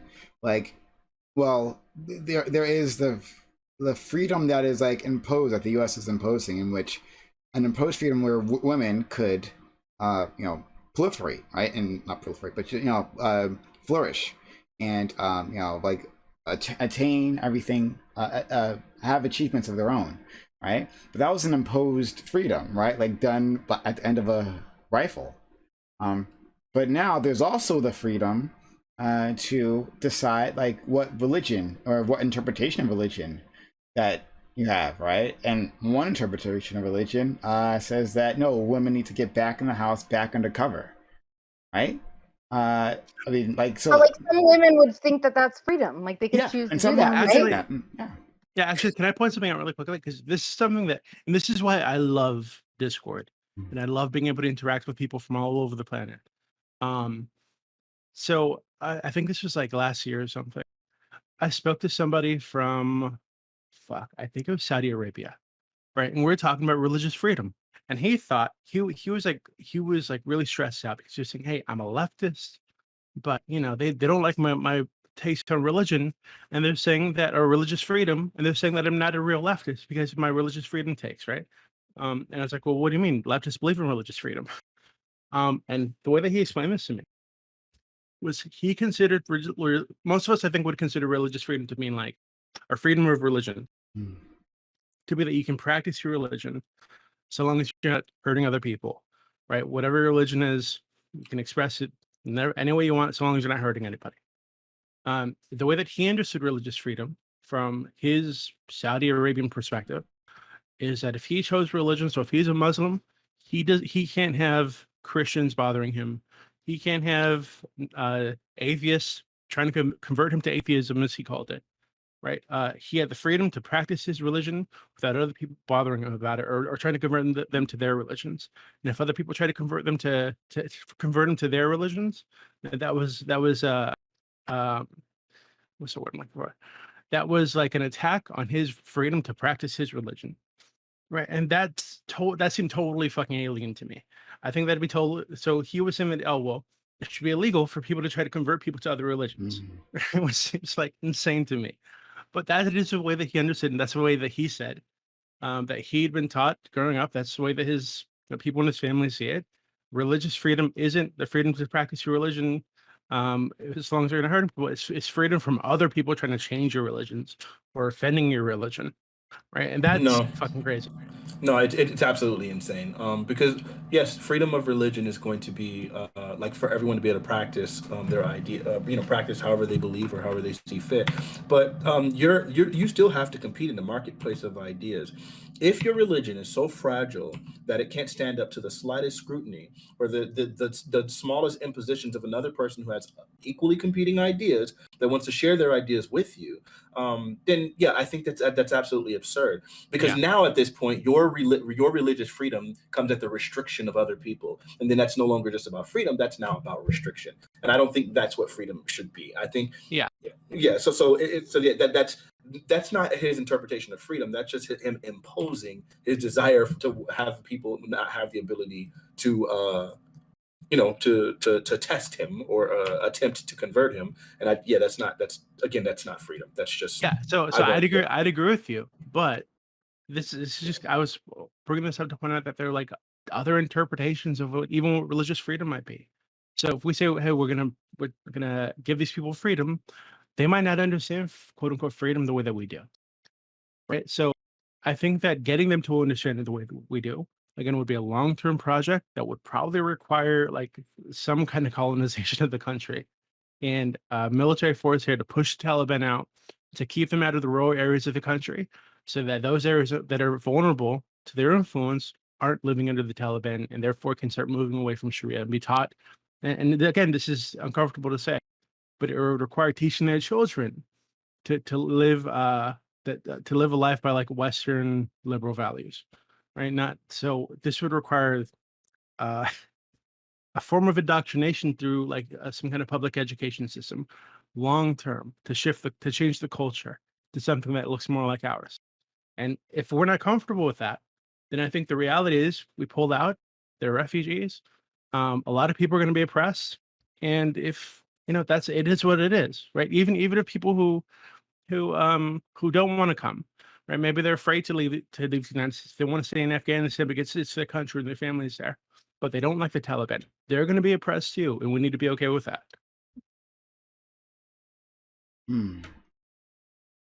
So what, just to be clear, like while it's cringe as freak, like what Doobie is saying is 100% accurate. Like if this is our goal, then this is literally the only way that it's actually feasible. I don't think that should be our goal, but I think what he's framing here, and I think it's just absolutely true, and if he didn't say it, I was going to, if our goal was to create this quote unquote stability that like meant that there would be never an opportunity for things to revert back to the way that they, to the way that they are, it would require indoctrination. And I'm against that. I'm never with the idea of forcing people or indoctrinating people to see things through my lens or my view.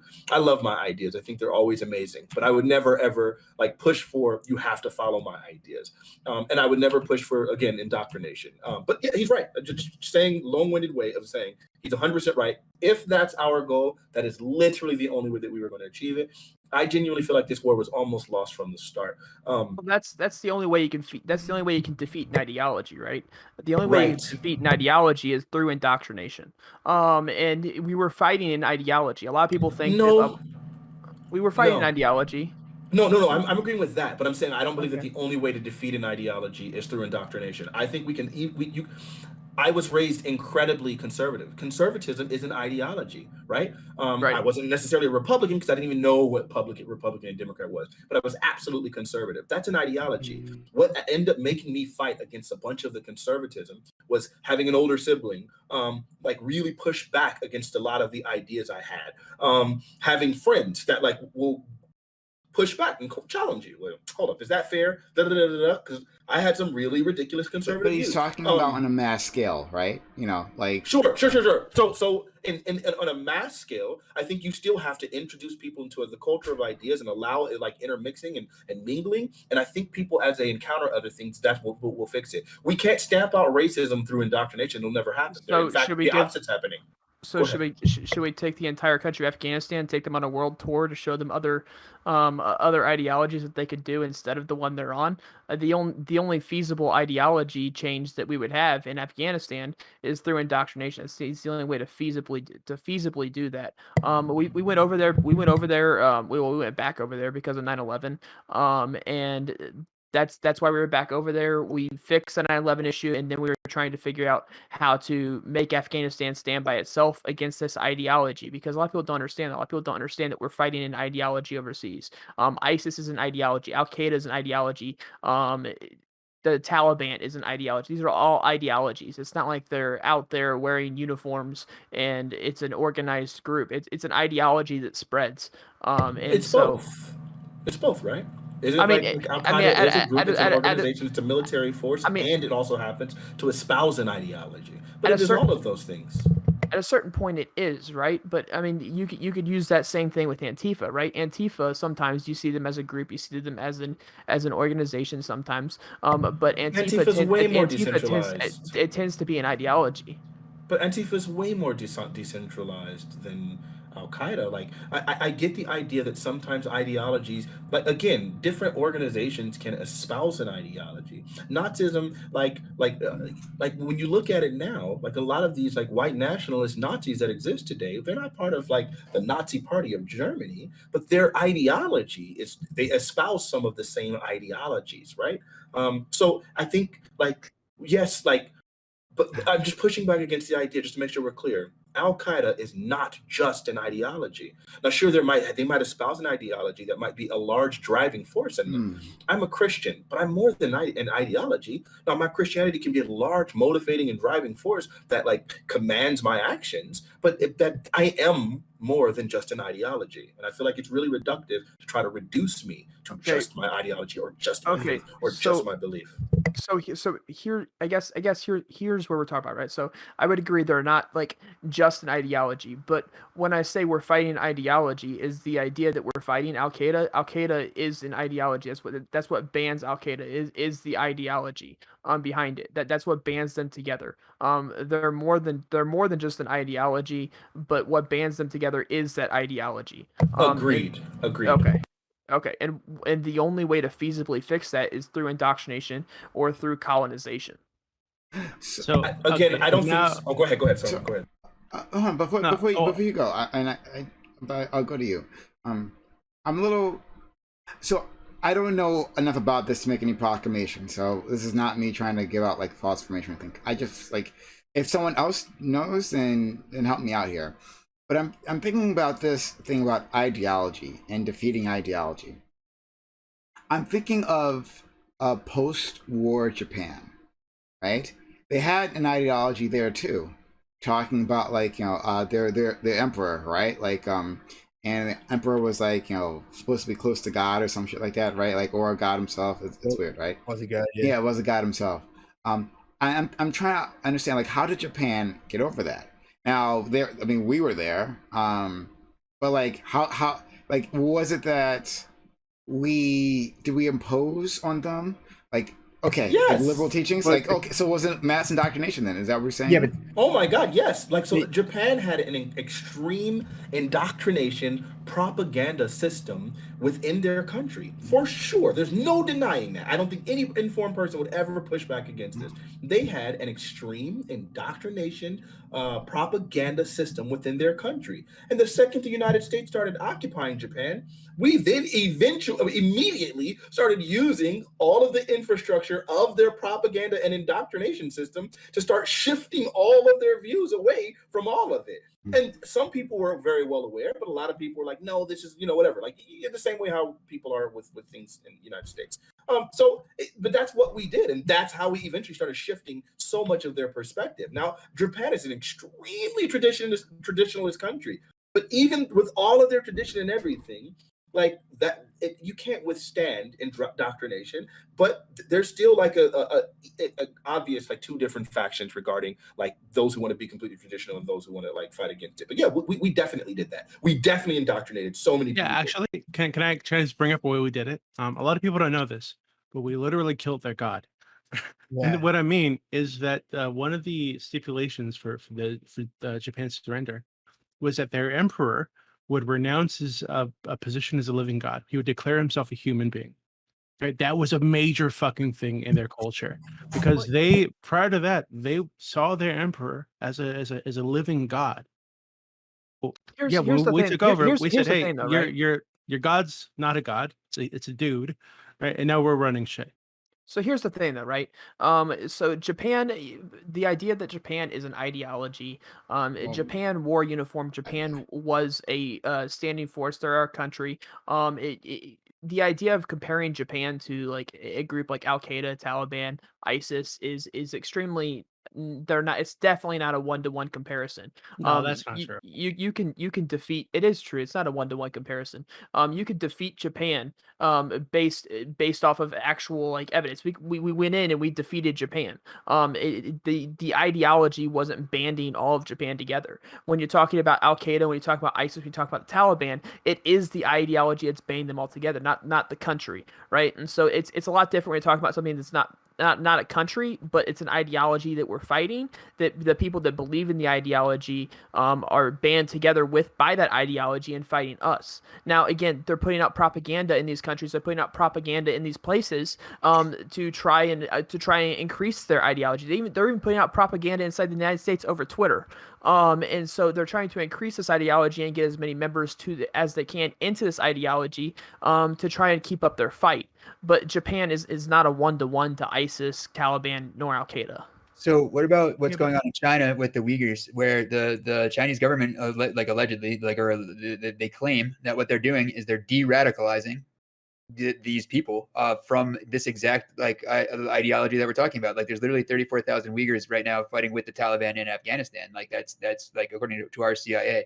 So like if you believe them, then there's 34,000 people that are the exact same ideology or similar enough that they're going to pick up arms against them. And so China's got this radical whatever re-education or whatever they're doing, and we're calling it a genocide. Like, what's the difference between that and what you're talking about? And that, like, Differences. my question is, like, how much colonization are you okay with, and how much freedom, I guess? yeah. So I don't know just whose kind that of was too, but no. Well, this is part of it, right? So part of colonization is and freedom is we are going to take away their freedom to have this culture because this culture is not useful to us, right? And we're going to give them another culture over time, right? We're going to indoctrinate them to another culture. And the fact that there are, I don't know how many sites, I think he like says 36,000 Uyghurs in 34. Afghanistan, 34,000 Uyghurs in Afghanistan. Yep. This, Yeah, this is one of the reasons that China gave for the re-education camps. Right? Is they were worried that these people had a different culture and that this culture had within it the elements that could lead to extremism, terrorism, all these sorts of things. So rather than deal with that problem, they chose instead to put a lot of these people in re-education centers and to change their culture. Right? That is what we're talking about, right? So we say freedom, but not freedom to have your culture, freedom to have our culture. Right. So I think we need to be really honest about what that is. And if we need to decide if we're comfortable with that, right? Yeah. Because if, again, the alternative is, we pull out, their culture sweeps back in, they dominate the Afghanistan, and hey, now a lot of people are being oppressed, and again, oppression by our standards and not by their standards. So at some point, we need to decide if it's okay for us to impose our cultural values on other people. I think it is okay sometime. I guess we need to decide if you guys are okay with it. I think the imposition is always going to be well. I think we can impose, but I think the method of imposition needs to be a little bit. I think it needs to be very, very tactful. So, for instance, again, I don't ever believe that like the only way that we can actually achieve like the growth that you're talking about, as far as like helping someone to fight against an ideology, education, culturalization. That is what starts changing these things. Like you and in education doesn't necessarily have to be indoctrination. So for instance, again, most of the time, like racists and things like that don't stand up to scrutiny. There's a reason why, like when you get like these crazy, insane, some of the most insane hard body leftists, they don't really want to engage in conversations defending their positions because they don't stand up to scrutiny. That's my opinion. I think there's plenty of times. I know I just pissed Prime off. I also think that there's plenty of times where you'll see, like, for example, Republicans. The amount of times that I ask them to have conversations, like, it's insane. And the amount of people that will do it, it's almost never. You'll find the same thing on Twitter. You'll find the same thing on Reddit. Most time people are comfortable with their ideas, but they don't want to actually debate their ideas because their ideas don't stand up to scrutiny. And so in reality, just having them have relationships with people who are not like them, that just simply encountering it is a lot of times something that will change it. You'll find like people in certain family groups, like they have this belief that's kind of like particular to their family, and then they meet other people and say, oh, it doesn't have to be this way. These people are not functioning this way. Like a lot of times just simply meeting people of that disagree with you can change a lot of this. You don't have to indoctrinate people. So I guess I still don't hear any solutions, and I don't think that like anyone on this panel is gonna have one, right? Like everyone, like some really fucking smart people are trying to handle this, right? And I'm not like saying that anybody on here is not smart enough to handle it, but like I still guess personally, I feel like I don't know where the line's drawn in regards to like colonization, religion, and like what's right. Amanda, just again, you're struggling with this. I am. I'm struggling so hard. Sometimes it is okay to impose your culture upon another group of people. Yeah. That's okay. Sometimes people are doing some shit. They want to do it. It's they've decided to do it. You can say, hey, fuck you. That's stupid. You're gonna do what I say. That's okay sometimes. And I feel like it, and I'm sorry, this probably sounds really stupid, stupid, but I feel way more comfortable if like Prime or Fanatic was telling me that, right? Like, What the fuck? no, like, and no, I mean that like in regards to like if we give like power structures So away. because I I'm a don't mean that frog. in any ways like give power structures away to like white male power structures here. I'm not And, even like, white. What the fuck? Okay. First off, sorry, I first didn't off, know frogs had I'm a a frog, color. but Man. Like, but spiritually, I'm a brown American. Okay, I'm a brown person. But it's weird to me. It's weird to me that you'd be more comfortable with a brown or black person saying this to you than you would be with a white person saying it to you. If it's true, it's true. Like, who cares who says it? only hold on, only because like I feel like I've always been taught to like. Sorry, I'm really choking on my drink here. Okay. I'd feel much more appropriate just like when I want to take like lessons from people, I take lessons from the people that like who have experienced the most harm, I guess. Like when we Okay, look now at I'm perspectives sorry, of, like, Amanda. I'm sorry. go ahead. You're like, No, you're fine. Go ahead. okay, you've talked on PrimeCayes about like, your life a little bit. I know you haven't had the easiest fucking life. Lots of black people and brown people that have had easier lives than you. So don't like demote yourself right on the hierarchy of people who can say shit because you're white. That's really silly. I'm sorry. I That's tough. really have no idea what you are getting at right here. I'm saying that you are saying that you can't say this thing, or our Sprouticus wouldn't be able to say this, or Revolt wouldn't be able to say this because you're assuming certain things about their lives and how they've gone because of their skin color. And I think that's really dumb. I don't know. I think I that. don't think that's dumb. I don't think it's dumb Oh, to I say like think I it will is. never understand what a black man goes through, just like you'll never understand what a white woman goes through. Why Wait, do you but need to that's not understand what they're that's going through to say that what they're saying is true?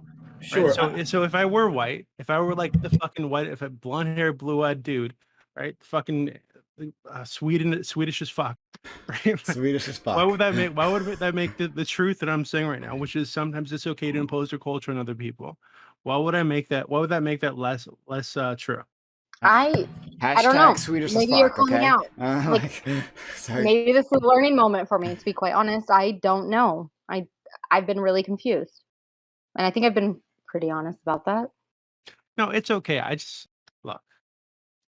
The truth is, lefties have been making you feel guilty for being white for years. It's okay to be white. You know, there's nothing wrong with being white. You're a very beautiful white woman. That's fine. Right? Just accept it. Sometimes white people will write about things too. They can say shit and it's true, and you don't need to wait for a black person to say it before accepting it. But this is just I guess that's not what I meant though. It's more like I want to understand like more of a perspective that like I don't have.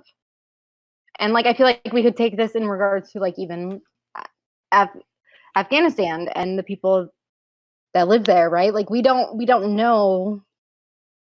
I don't know. I just feel like I'm not saying experience is everything, but I think it's important. I think Doobie is making some pretty good points. Yeah. I think Amanda is as well. I think the idea is that, like, I think ideas should be like tested for their merit.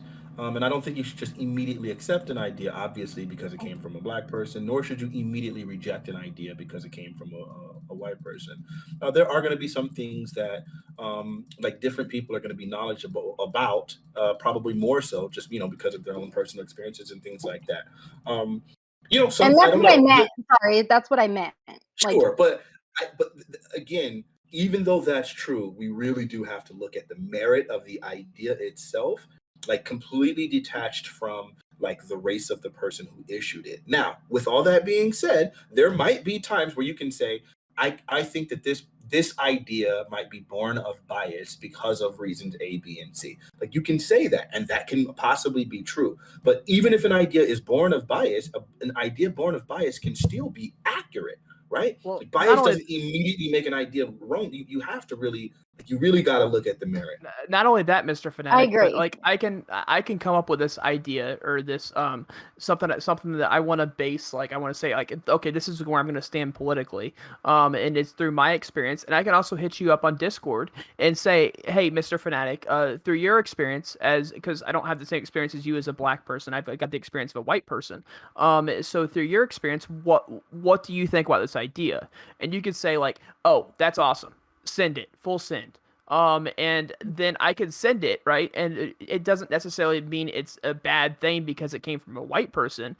This person could have like delve this idea as they talk to different people and get different ideas or different modifications to the idea before they come public with it. And then the idea could be based off of a bunch of different people's perspectives into this one idea that I may have came out as a white person with, right? But like we can't like act like Sure. because a white dude said it, it makes. I feel like when like Sprout, if something that like you said came out of your mouth, it'd be interpreted totally different as something that came out of my mouth, right? As a female, and that's based on my experience. It shouldn't. Exactly, but like I guess like I'm still really confused on how we fix this. Like because like everyone has different experiences and everyone has different ideas. So what is the prescription here? Like are we enforcing colonization like across I'm sorry, I'm really confused.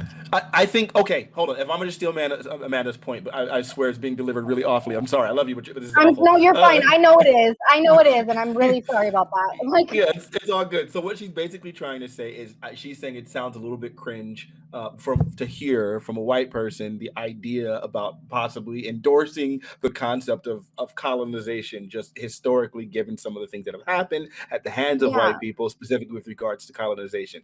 I can understand that point. Again, none of that like that doesn't take away from the point that regardless of all of that, like the most important thing is to consider like again like the merit of the idea itself. And I don't agree with this idea that we should be like embracing colonization even for Afghanistani people.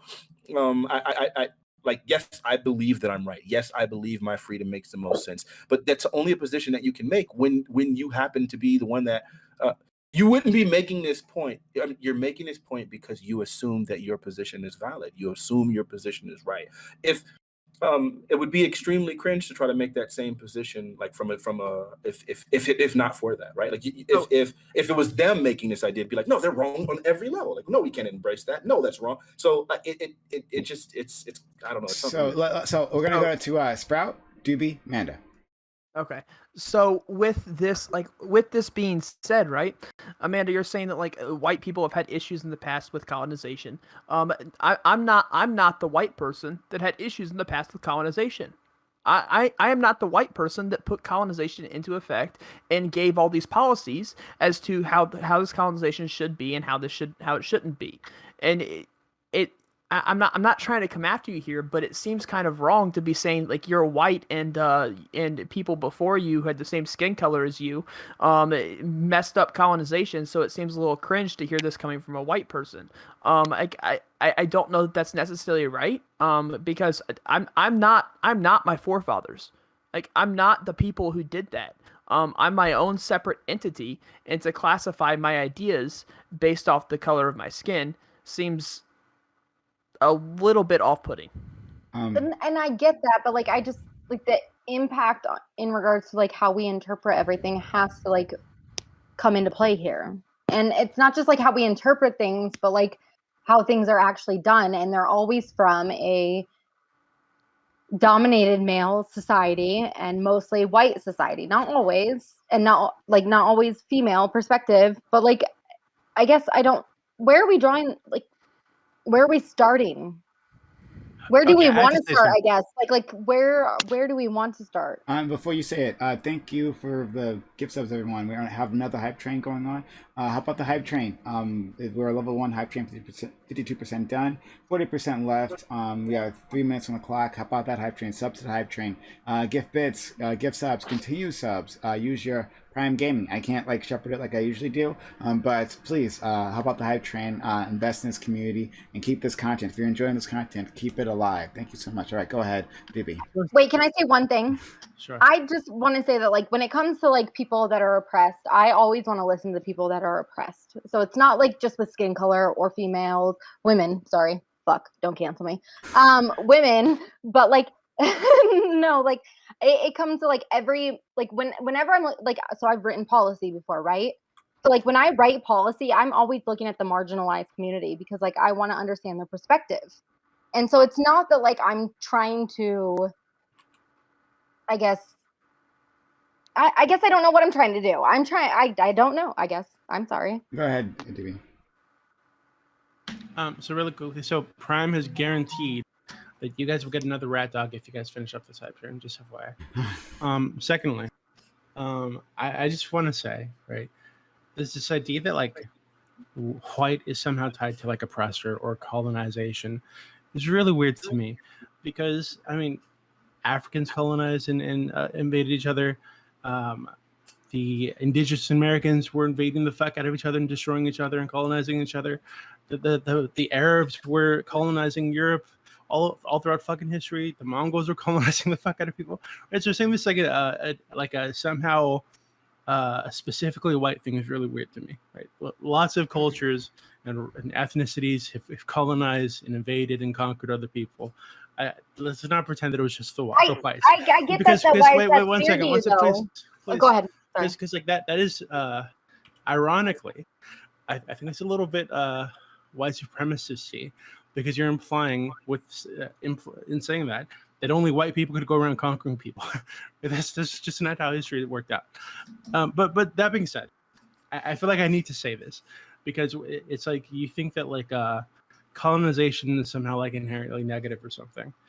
I'm a product of colonization, right? I am indigenous, quote unquote, right? I have Yaqui blood. I'm like 35 or 36% Yaqui. My great grandmother was full-blooded Yaqui Native American, whatever the fuck that means. And I've looked at their culture. They wore deer heads and danced around. They worshipped some weird spirit, sky god or some shit. They licked toads. They had toad ceremonies. Their culture looks like shit to me, right? From my American perspective, and I'm pretty thankful that I'm not a Yaqui Native American with the Yaqui culture. And I think that if we had this project in Afghanistan, 100 years down the line, you'd probably have a lot of Afghanis like me who look back on the Sharia culture, the Sharia law where women couldn't go to school, say, "Oh God, that sucks. That's awful. I'm glad the Americans came and colonized us." So I don't think that like, and I think you could find examples of this all over the fucking world, all throughout history, of people living in colonized places where the prior culture has been all but wiped out or massively shifted, and they're much happier than their predecessors because that happened. I guess my issue here is that like I feel like we're dismissing the marginalized voices. Like I don't think that like it should take complete precedent over everything. I feel like Fanatic was right. Sorry, I feel bad even like saying Fanatic's right based on the last panel that we were on, which is so fucked up. Like, and I feel like these cultural norms in regards to like how I should feel and like what I should say and all of that is like based on this society that like doesn't even want to hear my voice. And so I guess like what I meant is like when I write policies, I want to hear that voice. And it's not just mine because I know that like mine's not the only one that's important, right? Like I want to know all these other communities that like I'm not a part of and I don't understand.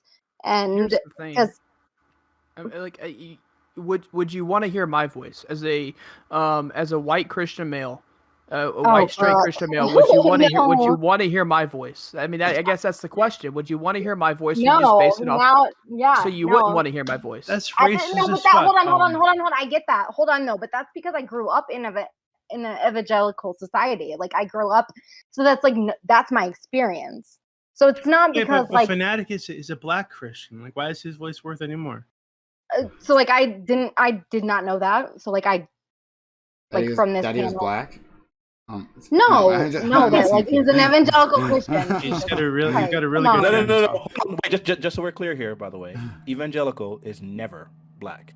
Like we can have literally identical ideologies, and they will never label an evangelical, a black person, as evangelical. A black church, they will call it charismatic. They will call it Pentecostal. They will never refer to a black church as evangelical. I know it sounds crazy, but it's very coded for white. No, every I get time. that. So, Fanatic, I guess I have a question for you. So, the fact that like I want to understand your perspective, does that make me wrong? Like in regards to when I write policy, does that make me a bad person? That like I want to actually seek you out and like ask you questions? No, I think it's beautiful that you would want to know my perspective, and I'm 100% willing to. No, I'm not doing it. I think it's great. Sorry, I don't mean that. I'm not trying to put you in that position. Okay. Sorry. No, that's it. I was putting myself in that position. I would have put put you in some positions. That's awful. So like what I'm going to say is that I think no. I can't stop trolling. You're putting me in this position. This is awful. Oh my I don't God. mean to. I'm Sorry. sorry. Listen, it's great to know other people's perspective. I think you can encourage and look to find other people's perspective without shutting out someone else's perspective, especially without examining the merit first on that perspective. That's it. So look, I love the idea of wanting to make sure that recognizing that other voices can be marginalized and thinking I'm going to put extra effort to pay attention to the marginalized voice and not participate in that marginalization. That's great, but that should never ever come at the cost of being immediately prejudiced towards the voices of other people. Like I think some of the rhetoric around like didn't ask, don't care, plus you're white, while funny as hell when I heard it the first time, I still think it's awful. It's really funny, but it's awful. Like because it really is dismissive and it really is discriminatory. And I don't think all discrimination is bad. Again, but that is harmfully discriminatory. Very, very prejudiced.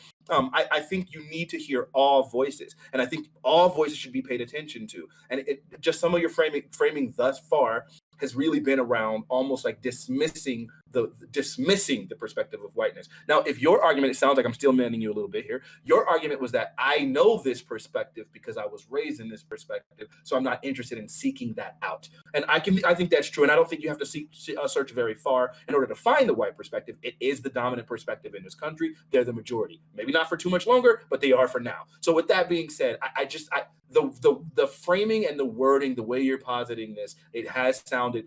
If I was a white guy, I would have been really, really maybe not offended, but it would strike. Yeah, it would offend me. I'm sorry. Yes, it would offend me. No, that's totally fine. And so I guess how could I frame it better to like include all more perspectives as opposed to like singling out marginalized communities? Can I just say, don't what was that?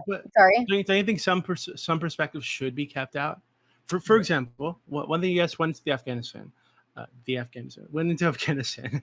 A lot of the generals, this was like a major problem because a lot of the U.S. soldiers didn't like this, right? I think there was like reports for like one soldier who actually attacked an Afghani general because he had a boy tied up in his or chained to his bed in his fucking room. A little boy. They're like dancing boys, little boys that would come in, and they'd have sex with them, right? This was their culture, right? So do you think that like some voices, and that was and again, this was just their culture, right? So some voices should be left off the table. We should say, hey, we don't care what these fucking Taliban fundamentalist weirdos think. Fuck you guys. Your perspective is stupid. We're gonna go with another perspective. Like why does every perspective deserve to be at the table? I guess that's my point though, is like let's bring it to the table and like evaluate, like back to Fanatiq's point, like evaluate to its merits. So why don't I belong at that table? No, you do, but like I would have invalidated you like way at the beginning. Based on the merits, like not to be like rude. Okay, sorry. Okay, but man, if that's the case, and like the perspective of the Taliban, right, just like a fundamentalist Islam perspective, right, is the minority in the world. This is a marginalized group of people in the world, right? So why wouldn't we give their perspective that women shouldn't be allowed to go to school, that girls should be married off when they're fucking 10 years old, that gay people should be killed, that apostates should be killed? Why shouldn't their perspective be given more credence than our perspective? I don't have an answer. I'm sorry. Well, okay, so the reality is that when we make these but that so hold that on, they wait, should, they that's should my be point. evaluated. Wait, hold on, Dobie. This is my Sure. point: is I don't have the answer. So like I'm seeking it out. I'm gonna give it to you. I'm gonna give you the answer. Okay. I'm gonna give you the truth. Okay, this is gonna hurt. Yes. That even if we had all these people at the table, at the Taliban at the table, when you say, hey, we're validating the merits of their perspective, we're doing that from our Western Anglo-Saxon Protestant culture mindset, right? From the perspective of our culture, right? So when we say, hey, the merits of your fucking Taliban shit, they're not really up to snuff. We're seeing that from our perspective, right? So when we say, hey, look, you're not giving rights to gay people, you want to execute gay people, that doesn't really work for us. Well, that's because we're validating it from our perspective, right? And that's okay. It's okay to say, hey, our perspective is better. Fuck you. Your perspective's stupid, right? And I don't really understand. I feel like that perspective came back around because like Oh, I don't Don't even blame it want on to talk right now. colonization. I feel like I'm gonna like cancel my fucking self because Don't blame it on colonization. Yeah, That perspective exists because of the religion, because of the fundamentalist interpretation of the religion. pedophile Right? warlords don't get to sit at the table. It's fine. It's very much okay to cancel them. I Like, just it's need not to a say that problem. once again. I'm the best mod. Give me my title, my crown. Just okay. Can we agree if a pedophile warlord came up to you, but he's from a marginalized community? Right? Oh fuck! where We the- could agree right now. Cancel the shit out yeah, of him. I don't fuck give a them. shit Okay, out of then we that. agree. Like what the fuck, Doobie? Come on. Okay, so what if he's not a pedophile? What if he just doesn't want women to go to school? Is it okay to say fuck him? No, fuck. Why No, not? why not? Why do we get it? That's why I'm so confused. Like I'm not It's like not sitting here confusing. Just disagreeing with accept any of that you. your Like culture is I'm better. Yeah. Accept, like, accept, No, accept that sorry, your culture is Doobie. better than their culture. Really? No, Doobie, fuck Doobie, that. you cannot put people not wanting women to go to school on the same Thank level you. of pedophilia. I mean, Like, Okay, Thank okay, you. fine. Thank That's you. not- They're that's not not the fair. same level. That's not what he They're did. not That's on not what the he same did. level. He There's was no he was denying he was literally stepping down, right? He was like, okay, we started at this high of a low bar, excuse me, of pedophilia, right? And then now we're stepping when up did we to step there? yeah. When did we even step there? I'm so No, confused. The where point, we no, got no. He there. was just illustrating a point, right? Illustrating that like this is it's ridiculous that we would say that just because you're from a marginalized culture, right, and you have and there is like a tradition of the rape of these young boys. Right? There's a tradition of this, right? Like that doesn't mean your traditions mean goddamn shit to us, right? Like we don't give a damn about that. So, like understanding that we have that principle that there are certain practices that we don't give a damn about. You don't get a say, right? And in fact, like, well, we'll maybe do other things to you too, right?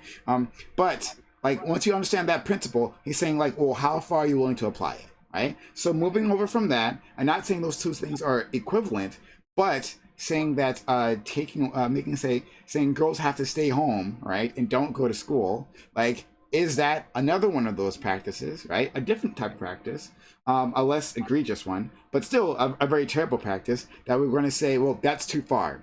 It's too far, and we won't allow it. This Sure, is where I get yeah. confused though, because like I want to like sometimes like there are some perspectives of the male perspective that gives me more freedom than even I would have given myself. Really? Okay, so let's I'm actually quite curious about that, but hold on before that. I'm curious too. Holy. Yeah. What? This is.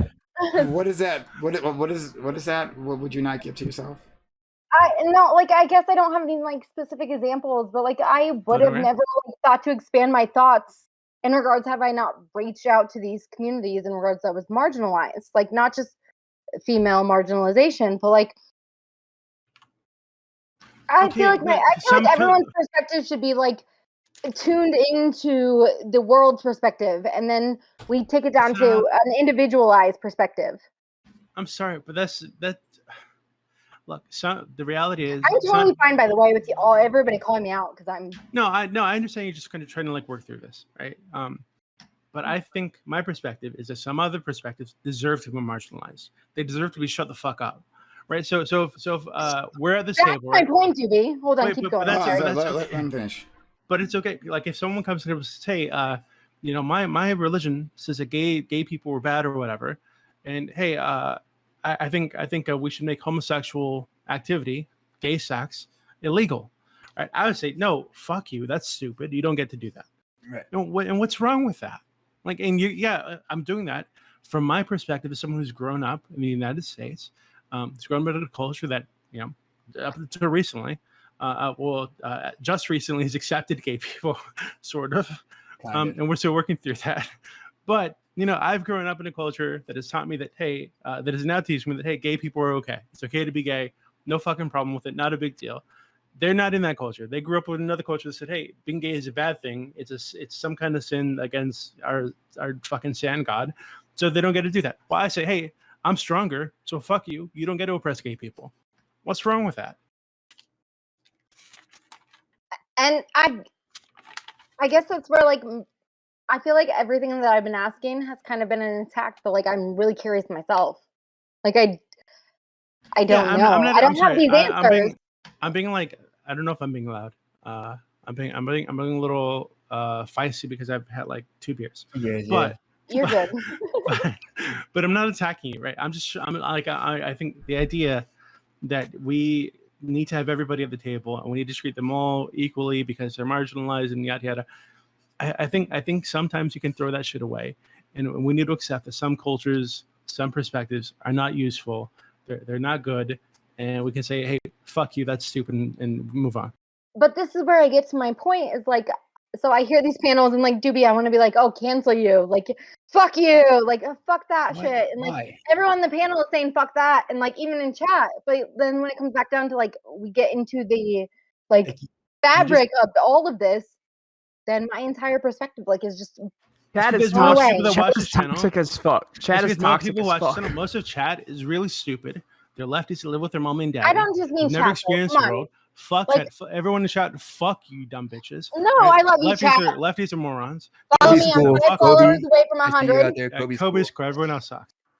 Okay. No, but like really, like I guess I feel like I've been like brought up like maybe it's just a female perspective. Like I don't mean to like bring that up. But, like I feel like I've been brought up in this world where like I doubt everything I've ever thought. But these are people that voted honestly, as a female, the perspective of their culture is that you are like equal to a goat. You know what I mean? Like you have no rights. You have no like you know what I mean? Like your husband tells you what to do and where to go, and like so like I don't think that that's like a really effective lens to like look at this through. Like I think that we should be supporting rights for everybody, and we should not be supporting pedophiles. Like I think that's pretty freaking cut and dry. Hold on. Did you like think that I was supporting that? Oh no, I'm just saying it's like there's places and there's times and places, and like if you've got like cultures that have major elements that are like hugely discriminatory to major like to especially with human rights violations, right? Yeah. So I guess exactly. Like what are human? So let's take it all the way back. We'll start with revolt because I cut him off. I'm sorry. Well, no, I mean I'm just saying like it's a human rights violation. Like what are human rights then? And like that's where I feel like this whole thing like breaks down is like we come back to this entire argument and like great, we did not like go into this as like oh yay women's rights, but guess what? Women got rights. Like that was not our objective, but that's what happened. And so like if like Americans want to paint that as a picture, like oh this is where we went in, like then continue that narrative, please. Like yay women's rights. Sure. I think that if you pitch it as going into support women's rights, though, there's going to be a lot less support for starting wars that way. You know what I mean? I think that women don't want to. I don't want to start a war. Like I've never met anybody. Like what the fuck? It's a masculine trait here, and that's what I'm like meaning this whole entire lining. Like when I go into like writing law, because I've done it, right? Like I don't want my perspective in there. Like I that's not true. So I want my perspective in regards to, but like I don't want to dismiss anyone else's perspective. But you're not dismissing the point perspective by adding someone in. I think that's the point. Most of the time, you don't have to dismiss other perspectives in order to be inclusive to other people. Thank you. Hold on. Right? Thank you.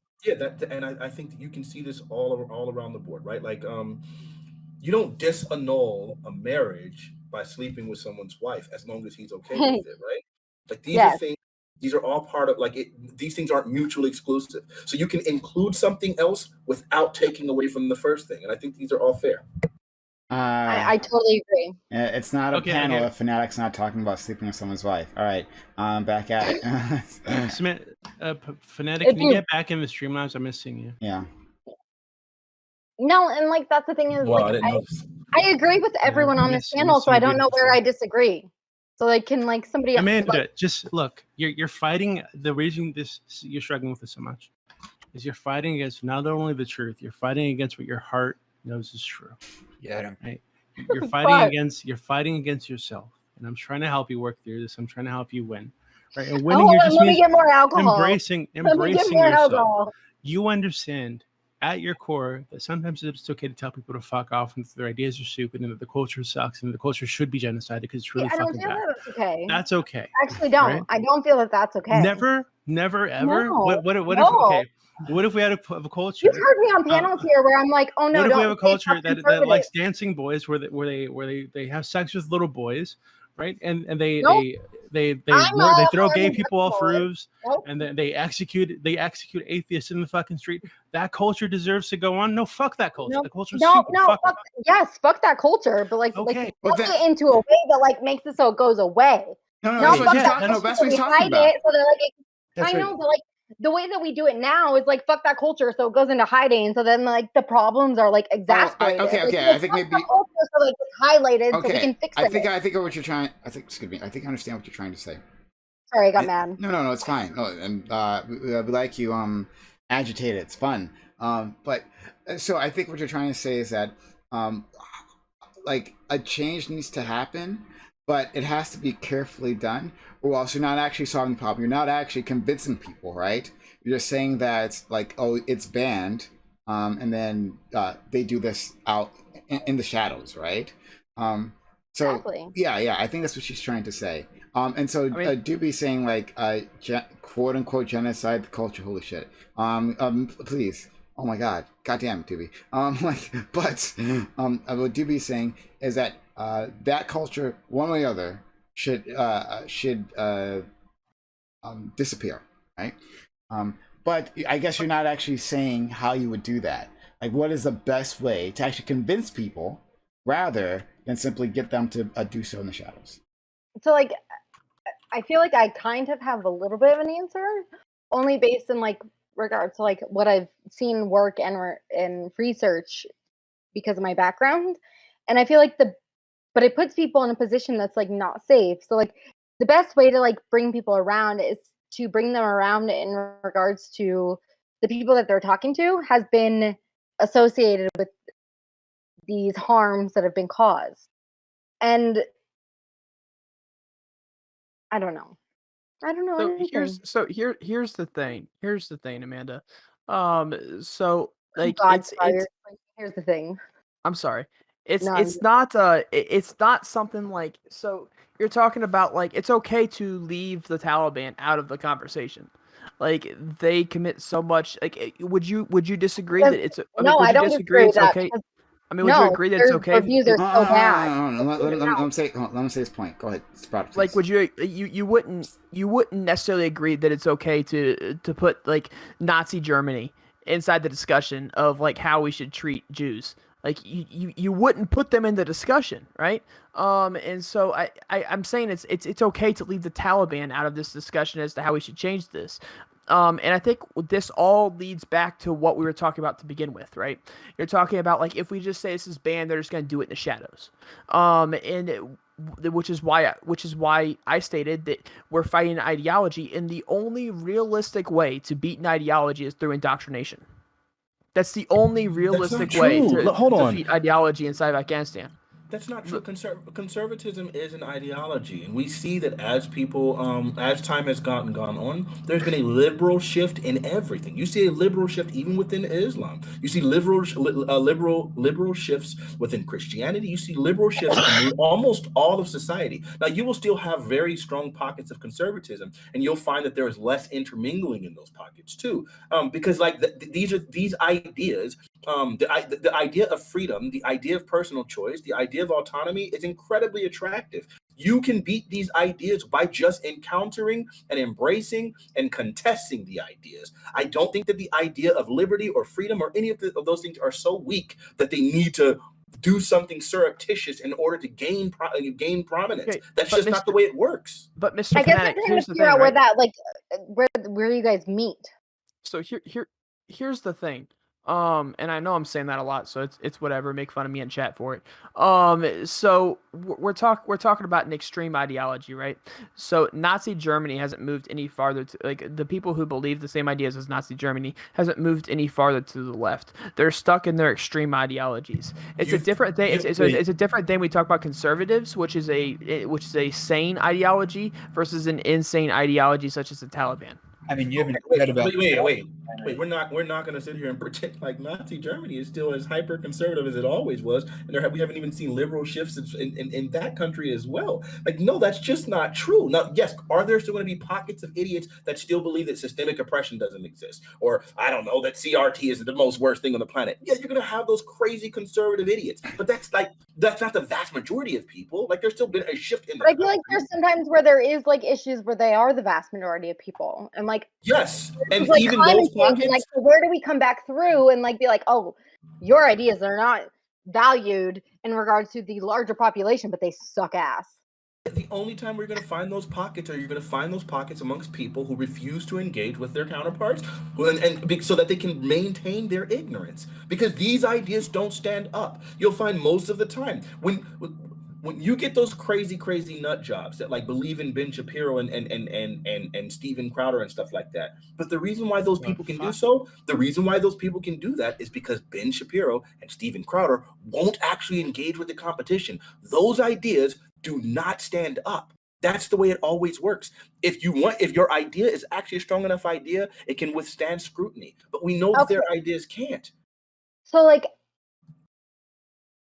my ideas here, like I don't feel like I actually had any because I mostly like questions. But like when they come to like standing up, it feels like anyone that like wants to stand up against any ideas, like in regards to like Doobie, when it came to that piano, that like I was like, holy shit! Like when it comes down to Afghanistan, like I agree with Doobie, and that feels like really shitty.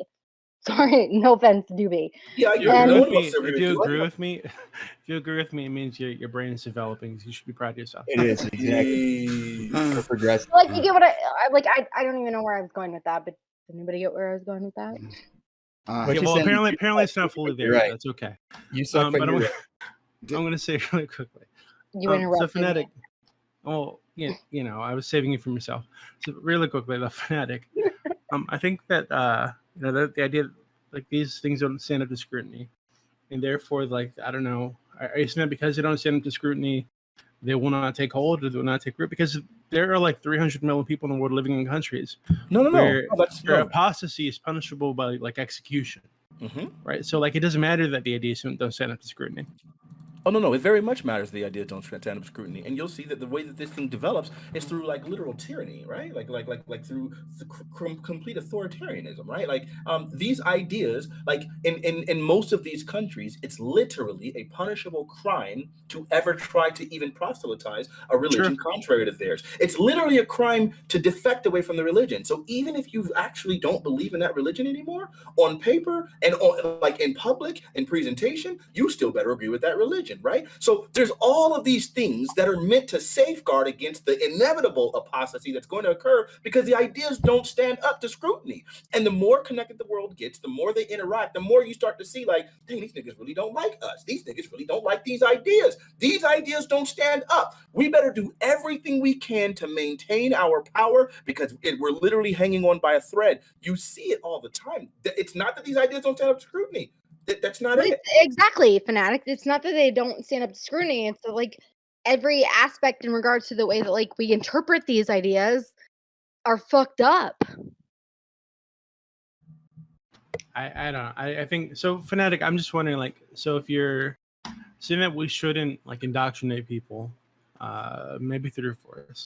So like, how do you change their minds? You just like expose them to like Western media, Western ideas, and over time they slowly shift.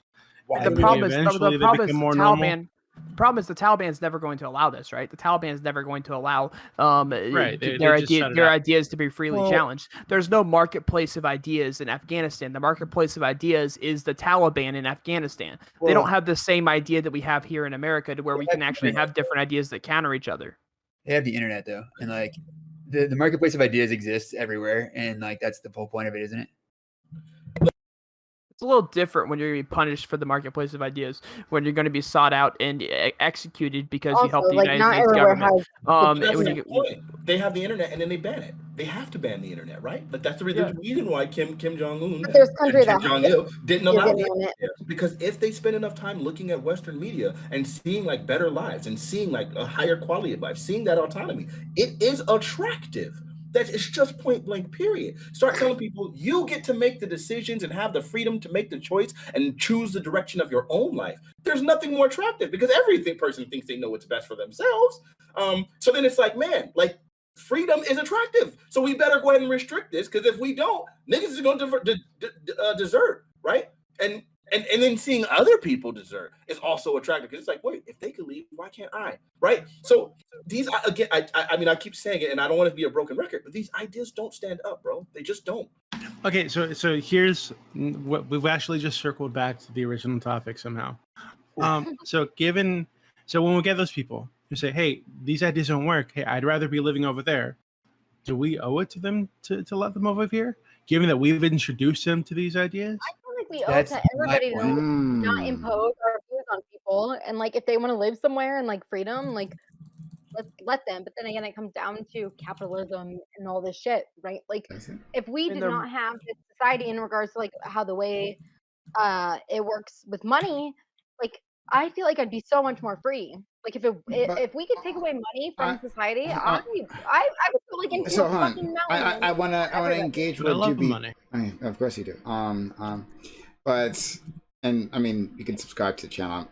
Maybe I'll win with money too. But to Doobie, I think you have a really interesting idea here. Like, okay, so we have a created situation where people have gotten used to like this way of life, right? A certain way. I've never been to Afghanistan during the occupation. You know, I have no idea exactly what it looked like. But like from the images that I'm seeing, right? Like I'm seeing stores, right? Stores selling women's clothing, and like they had like images of women, their faces, and like all done up, right? And I mean that's not freedom. I mean that's not just consumerism, right? But it's like there was a way of doing things that some of these girls had just grown up with, because they like really don't have a recollection of what it was like before, and now that's gone, right? And not just the girls, because the guys too, right? Like you're existing in the world where you have a different relationship with women again, right? And not every guy, for instance, I would not like all of a sudden all women to be covered up. Like that would be a bad thing, and I wouldn't like to be living under Islamic law in general, right? That would be a bad thing for me too. So for the men as well. But like they've been under this way of life that we've imposed, right? At the end of the rifle, but yeah, you've grown used to this. In fact, you may enjoy it. So to suddenly take that away, to say that, all right, we're leaving, right? And good luck to you. Oh, and as we're going out the door, are the other gunmen here, right? Like, is that despotic regime back? Well, good luck with that. Right. Like, do we say simply like, or do we say, hey, come to our nation, right? Like, we fucked up here, but come to our nation. You're welcome, because we don't want you to suffer. So, like, are we saying like? Definitely anybody who was born while the Taliban was gone, you know what I mean? Like that have never known living under the Taliban should certainly be included in that list, you know? They're more than welcome to apply for refugee status. They're more than welcome to apply for refugee status. I still don't think we owe them a free trip over to the United States. If they apply for refugee status and they get accepted as a refugee, then that is what it is. Like I said, I think it's proper for the United States to offer the Afghan military that risked their lives fighting for us, and the translators who risked their lives helping us, making sure that we had proper communication with Afghanistan locals, and like I said, the Afghan military who risked their lives to save ours. I think that it would be proper for the United States to have them come over as refugees and to offer them a path to citizenship. I think that everyone else is free to apply for refugee status, and we'll go on that basis of them applying for refugee status. Wait, how do they apply for refugee status in the United States if they're in fucking Afghanistan? Right. Like, you fly them over? Like, yeah. They would, first off, they'd probably have to escape the country, which they would have to do anyways if America is just going to start pulling people out. Should we help them escape the country? They're going to have to escape the country. I mean, to help them escape the country, we have to go back into Afghanistan. We will. So I mean, who the fuck knows, America? Right? By the way, for people who don't know, the American embassy is there's no more American embassy inside of Afghanistan. Yeah, hold on, but I was going to address that. That's my. Hold on, no, that's one second, awful. one second. I'm going to address that though, because what I've last heard is the plan, and who knows if the plan has changed by now. But what I recently heard was the plan is that they're pulling back into Kabul airport, right? And so like they're evacuating all these people, but they're going to have some sort of presence in Kabul airport that will effectively, not maybe actuality, but effectively be an embassy. So that might be the place where you'd have to apply. And at some point in the future when like the Taliban are like not making sure, or like not having the airport locked down so that people can't go there at all. So that might be a thing. Okay, yeah. So Okay, so yeah, okay, sorry. I was About the being airport. insulted in DMs. Sorry, quickly. I just looked it up. So you're saying that this airport, right? So you're saying it should be like a safe zone with an American presence, and we should stay there. And if people manage to get to the airport, because I'm sure the Taliban's going to want to keep them away from the airport. If they can get there, we should have them leave the country. Yeah, that's Kabul, and like there's like much more to the country than just that one airport in one city, and that's a huge Right. problem at the moment, for one thing. And the other thing is that like literally, I'm looking. There's like the news reports from a couple hours ago is that there are ISIS forces that are setting up outside of the airport and challenging, like getting ready to fight, I guess, with the American soldiers there. So I don't know how much longer that embassy is going to be a good idea. Well, I mean, the Taliban probably won't want to attack American soldiers. Well, ISIS is the ones that are there now, though. That's what I'm saying. Like, Yeah, Well, but if even ISIS ISIS, like attacks if they were to attack American soldiers, that's like an excuse to the United States to like come back and fuck with them. Right? Yeah, So well, they probably won't want to do that. ISIS is just trying to ensure people don't get past their line, to make sure that they don't have people going to the quote unquote like American embassy. So ISIS is just trying to ensure that people aren't going in there, aren't being saved by America. They're trying to maintain power, is what they're trying to do. They'd be dumb to try and attack the American forces. They would legit be idiots to attack the American forces, because they know what would happen if they attacked American forces is we'd be jumping right the fuck back in, and we'd say hello to Afghanistan again.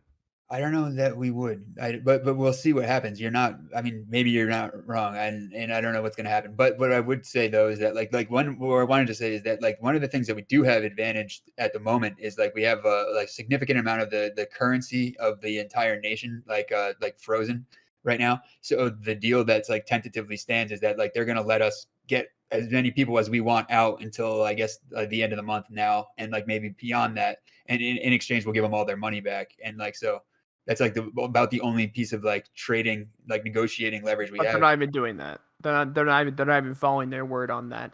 There's Americans that are still stuck and can't get past the Taliban / ISIS forces that are blocking people from going to the Kabul airport. So that's the point that I'm making though, is that the ISIS forces are separate from the Taliban, and they're actually like the Taliban does not like ISIS. They are not working together as far as I know. Like I mean, the policy of Taliban has been anti-ISIS. However, they are probably better armed at the moment and like are mobilizing inside of Afghanistan, which is exactly what the fear was if we let the place fall back to Taliban control. Yeah. So I think what we've gotten to at this point, that I think everyone agrees that if there's some kind of contractual obligation to people like translators or to people that have helped us directly, then those people should be given some kind of path to citizenship in the United States, and we should help those people get out. But the general population, I don't think we've come to an agreement as to whether or not they should be allowed in, especially those people like that Prime mentioned who have grown up in Afghanistan, not having experienced what life was like under the Taliban. Right, because those people are, I'm sure right now they're getting a fucking huge culture shock. Right, so do those people deserve to come to the United States or to Europe or wherever? There was do we own that? Do we owe that to them? There's a report of a woman who was walking down the street wearing like a burqa, like the full burqa, head to toe, right? Except that her face wasn't covered. She was shot dead. Right? Like that's what's happening now. That's what's like it's that serious. And you saw this from a CNN reporter, a very brave CNN reporter who was there, and she was walking around. She was covered head to toe, but her face wasn't covered, right? You know, and a Taliban fighter like was threatening with her gun. It's like, oh, you got to cover up your face. You got to cover your face. You know, like it's. I mean, it's serious. They're like trashing short and all that stuff. That feature women. So, like, does that mean nothing to us? And if it doesn't, I mean, if it actually does mean nothing to us, and that does mean nothing to us, first of all, then we can establish once and for all that we never actually gave a shit about women and girls. Like, we actually never gave a shit about them, right? Like, that was just a convenient PR excuse. I hope we can establish that now. But if it does, like, if we're going to decide retroactively that it does, well, then, like, we got a lot more people to evacuate. Like, a lot more people to evacuate.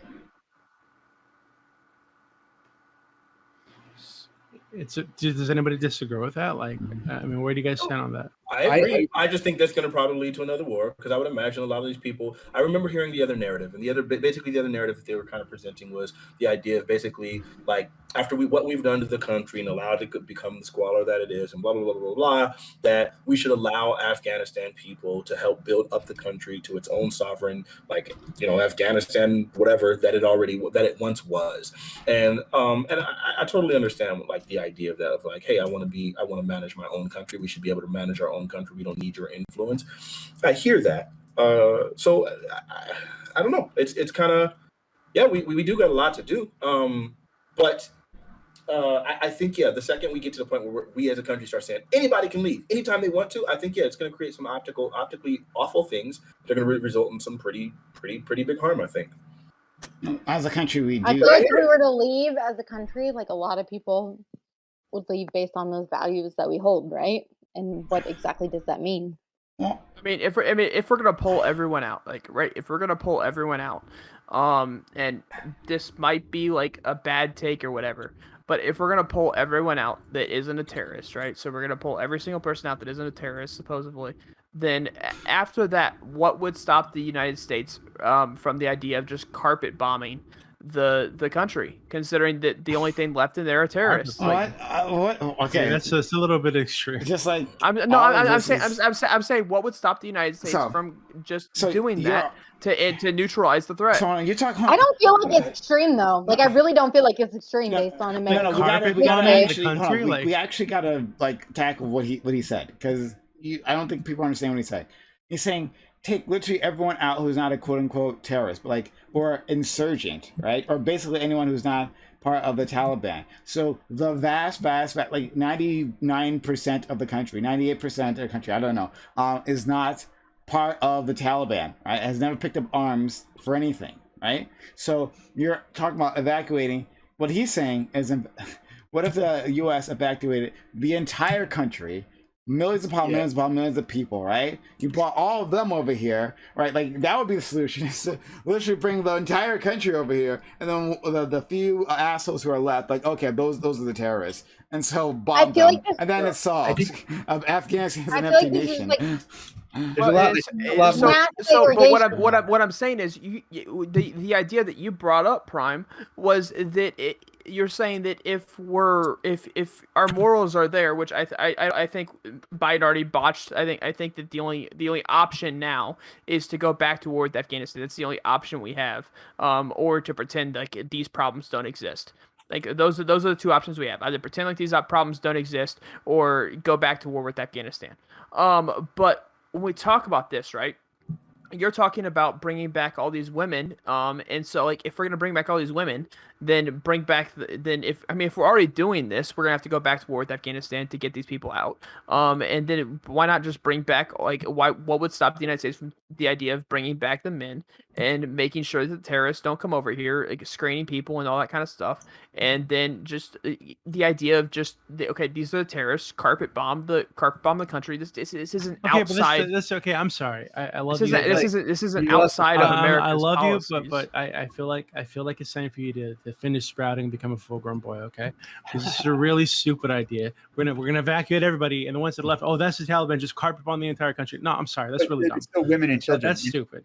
And there's also more than like the amount of support that the Taliban like has in the country is more than a little. Like it we don't really know, but Okay, what I am stating is that the Do we know how idea many people this so war the is? idea of pulling out every single woman from the country is already going to have us go back to war with Afghanistan. Wait. There would be no way of getting every single woman in this country who doesn't want to be there without going back to war, reestablishing US dominancy in Afghanistan to ensure that this happens. This was the proposition that was given to me. Assuming we can do this, right? Assuming we can go back to war, reestablish dominance in Afghanistan, put the Taliban back can, into though. put the We're assuming, but we okay, so can. give me 1 second. I'm not assuming we can't. I think we have the military power to. I don't think we have the willpower to.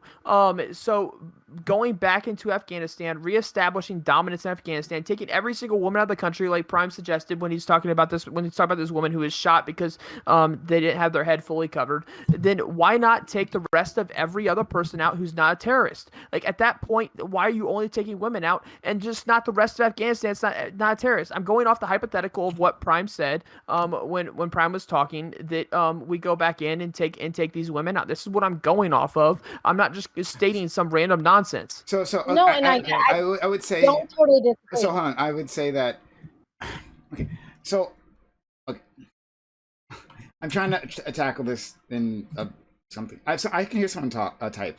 So whoever's typing, mute yourself, please. Check. No problem. So all right, let me try this bit by bit. All right. So when I was presenting this idea, right, of like evacuating all the women who don't want to be, I present that as like a ridiculous idea because it's like, no way. Then like, what about like the newborn girls, right, who are gonna be born there someday, right? And they're gonna grow up and they're not gonna be I want to be there, right? A lot of these girls like, oh, freedom, yeah, that sounds cool, right? Like this is an unworkable system, like up and down, right? Like I said, the only solution. My point was the only solution to that would be the carpet bomb. No. I'm saying going down the theology that we pull out every woman. No, the only idea would be to neutralize the Taliban once and for all. That would be the only. You're not actually listening to what I'm saying. Policy you could push The for. Taliban's not even all in Afghanistan. That's the problem. Like, I mean, like the Taliban, the Taliban forces are in Pakistan. They're in like the UAE. I realized they're in other Where do we countries. stop? This is not what I'm saying. I realize they're in other Say my countries, idea. but That's Just- a really good question, actually. Hold on, that's a good question, Brian. Where do we stop? No, hold on. Listen, God.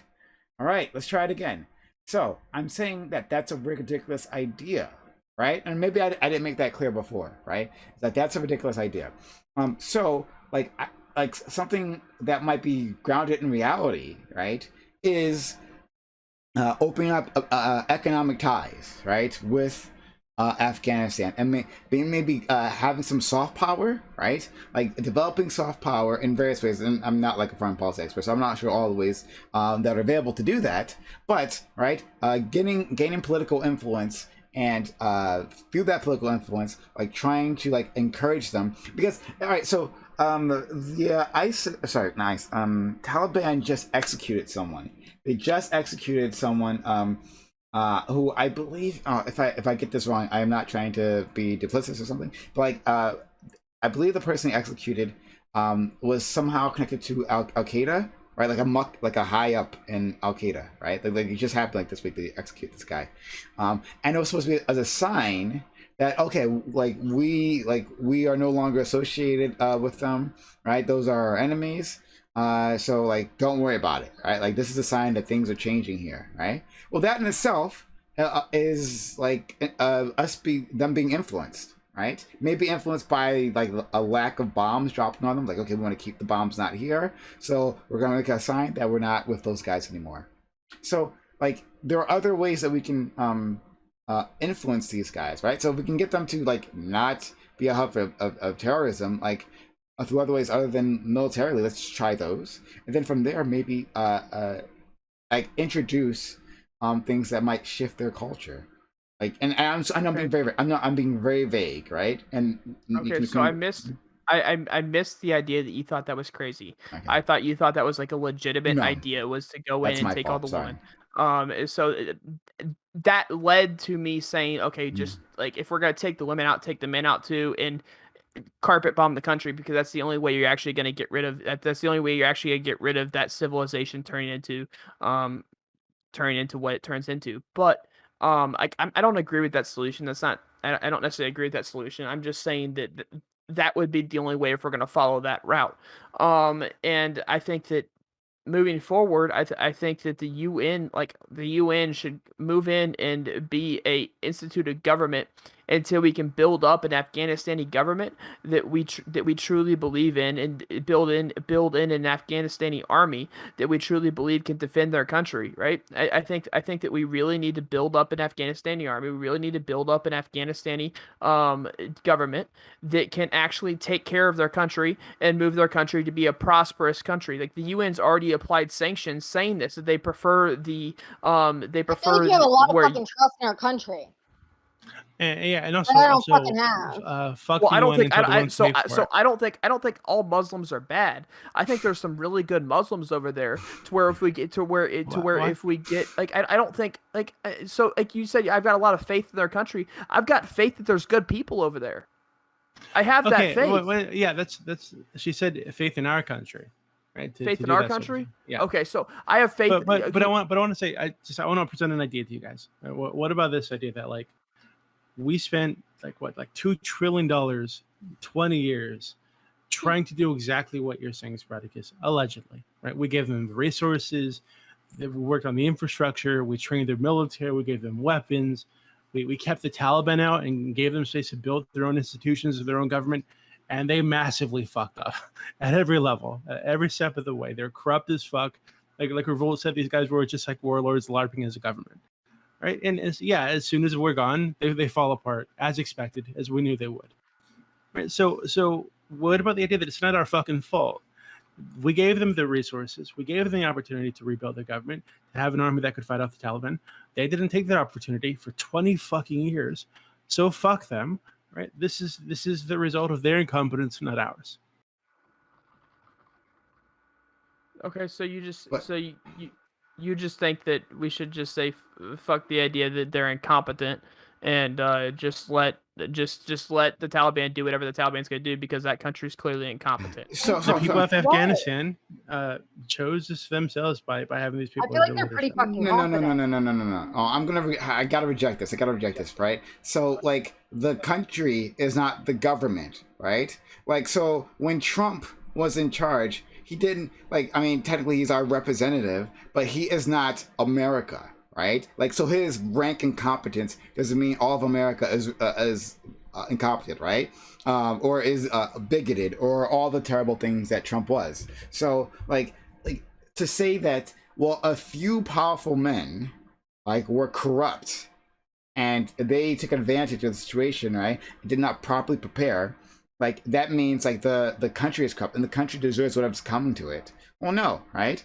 And in a democracy, right, even if you're going to blame them for their voting habits, well, even in democracy, then you only have so many choices, right? Like, something that people always complain about here, that you only have basically 2 choices in terms of, like, ultimate leadership, right? So, like, does that mean that what if both of those choices are terrible, all right?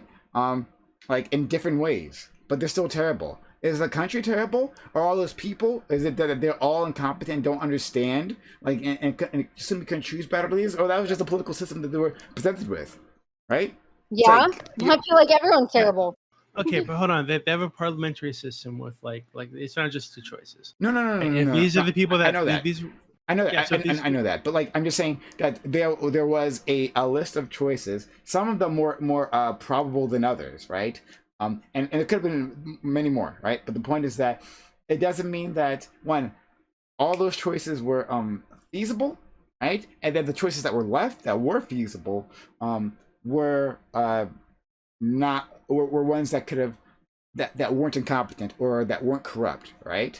Like, with a democracy, you only do have a limited number of choices. Go ahead. Sorry, I'm sorry. Right. So they do have a democracy. So is it our responsibility to reach into their population, find the angels, and then promote them so that they have a chance in this democracy? No. Like what do you? That's not what I'm saying. No.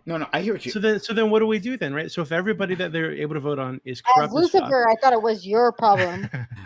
Well, okay, I'm not gonna get into that.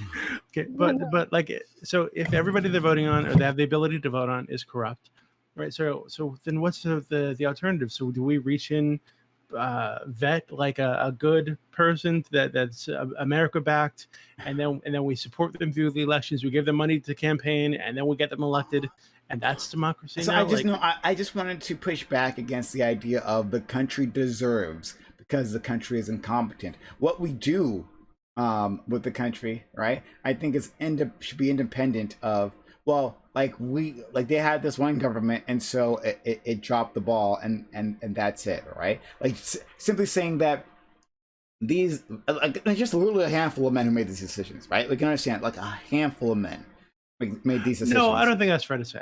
Right? They've Yeah. had elections. They've had elections since like 2004, since the Americans came in. Yeah, but Right? And every one of the elections, they've chosen corrupt fucking semi-warlords. Like, so, you know, at Okay, some point, so- it is their fault. The thing is, though, okay, maybe you can say like as a whole, maybe it's the country's fault for their election choices. Just like, really, to be honest with you, it is the United States' fault that we got Donald Trump as president, right? It is United States' fault. And it's United States' fault that we almost got Hillary Clinton as president too, right? Like that is our choice as a country, like to elect Donald Trump in these scenarios. Yes, sometimes you're choosing between what some people might say the lesser of two evils, but if we believe he was democratically elected, this is the country's fault. But you can't punish, for example, it sucks like that some of us had to suffer under the stupidity of the Americans who truly believed Donald Trump was an amazing president and like elected him. Like that was some of our choice, right? And then so at that point, like if Donald Trump does something absolutely ridiculous, right? I know it sounds crazy, right? If Donald Trump does what Donald Trump does, now do I deserve, like as a person that didn't vote for Donald Trump, would I deserve to be like punished the same way? Can people just say screw America as a whole, despite the fact that like it's democracy? If it's a close race, what if it's 55 to 45? What happens to the other 45 of the Afghanistanians who didn't vote for whatever, POS that decided to become a president, right? Like, Afghanis, not Afghanistanians, but sure, Afghanistanians. So anyway, Afghanis. What if that? You know what I mean? Like what? Like there's just so many different ways that like to look at this, right? What about the people who at the time were only 16 years old and weren't allowed to vote, right? Do we just say screw all of those people? Well, it's your fault for being born to stupid parents that elected this guy, right? Like there's just no way. Yeah. Like and then to frame it as like incompetence of Afghanistan, I don't know that that's necessarily fair either. I would also say that it'd probably be U.S. incompetence. If our job was to create a structure within them that they would be able to be autonomous and independent, and we failed to do so, then it's partially our incompetence too. If we had 20 years, now sometimes there might be ineptitude or unwillingness to work with us, or maybe the thing that we were trying to do was untenable given how foreign our ideology was, and it was always going to foster inherently a revolt within certain citizens who very much held firm to their foundational ideology, such as their religion, right? So when we're saying we're trying to establish structure for them, but they can't divorce the structure that we're establishing from our ideology, which is completely foreign and possibly anathema to like half of them, then the idea is not just, it's something that literally couldn't be done, because no matter what, you were always going to foster like and to advance your point there, Fanatic, like I think young democracies just in general like are just corrupt, right? That's just a thing that happens when you're introducing democracy to a people who haven't had it, and like any people, not just like Muslims or something like that, right? Like just any people who don't have that, like because there's has to be a certain level of trust within institutions, right? And the democratic institution that like and like it's easy here for people who've grown up in the States or like in Western nations, which with long histories of democracy at this point, right? To say like, oh, why can't you just get your act together, vote, right, in an uncorrupt election, and like trust that your government will follow the will of the people, right, or any of that stuff. But like that's if that's a new concept to you, right? Then there's going to be pushback, and then for those who are in power, like they are going to take advantage of it. You see that everywhere. Everywhere there's a new democracy. There's like rampant corruption, and the same was true here. The same was true here, right? So, so you're saying that we failed to create a thriving working democracy in 20 years. Well, that may be actually not surprising. Maybe that was actually inevitable. And then it actually would have, like you were saying before, DB, would have required a multi-generational project before they were up on their feet. I don't know. Yeah. So again, so what's the solution here?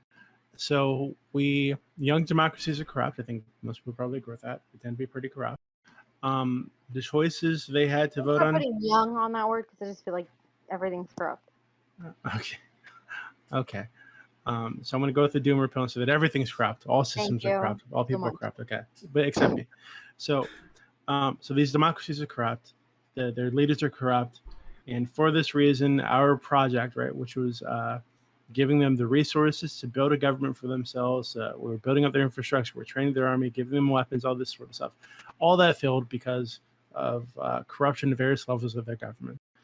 So if that's the case, like, do we stay there until we weed that corruption out, or do we give them time to weed it out themselves, and we'll just stay there as like the guardian angels keeping out the scary Taliban fighters in the outskirts until their government's not corrupt anymore? No, like, I think unless we're willing to take take control of their government, right, and to force them not to be corrupt, to make sure that the institutions are working correctly, to push people into power that we trust, that enforce our values, you're always going to end up in a situation where we're stuck there for fucking ever, or we pull out and, hey, the Taliban floods back in, and now we have a ton of refugees to deal with who've grown up in a system that is totally foreign to the system that the Taliban's about to enforce upon them. And I think, though, that that's necessarily not... The Taliban are going to have less power to do the things that they want to do because now people have seen the light in some ways. You know what I mean? Like, there's going to be more resistance to it, and the culture has been adapted, or the culture has been changed for better or worse, like, over this time. Like, I think that, like, we're going to see a more moderate Taliban now. And I like, yeah, exactly. What do you like? It's their country. At the end of the day, it's their country. Okay. Like, they weren't willing to fight for it in the last closing days, and like they gave it back to the Taliban. The Taliban have the mandate. The Taliban are the de facto government of the country. Like, what do you want to do? Like, we could go bomb them again, but like, we know what's going to happen 20 years from now. We'll be saying the same damn story, except there'll be more of them then. They'll have more money then. It'll be, you know what I mean? More experience then. And it's just on and on and on. Like, let's knock it off. We already know it doesn't work.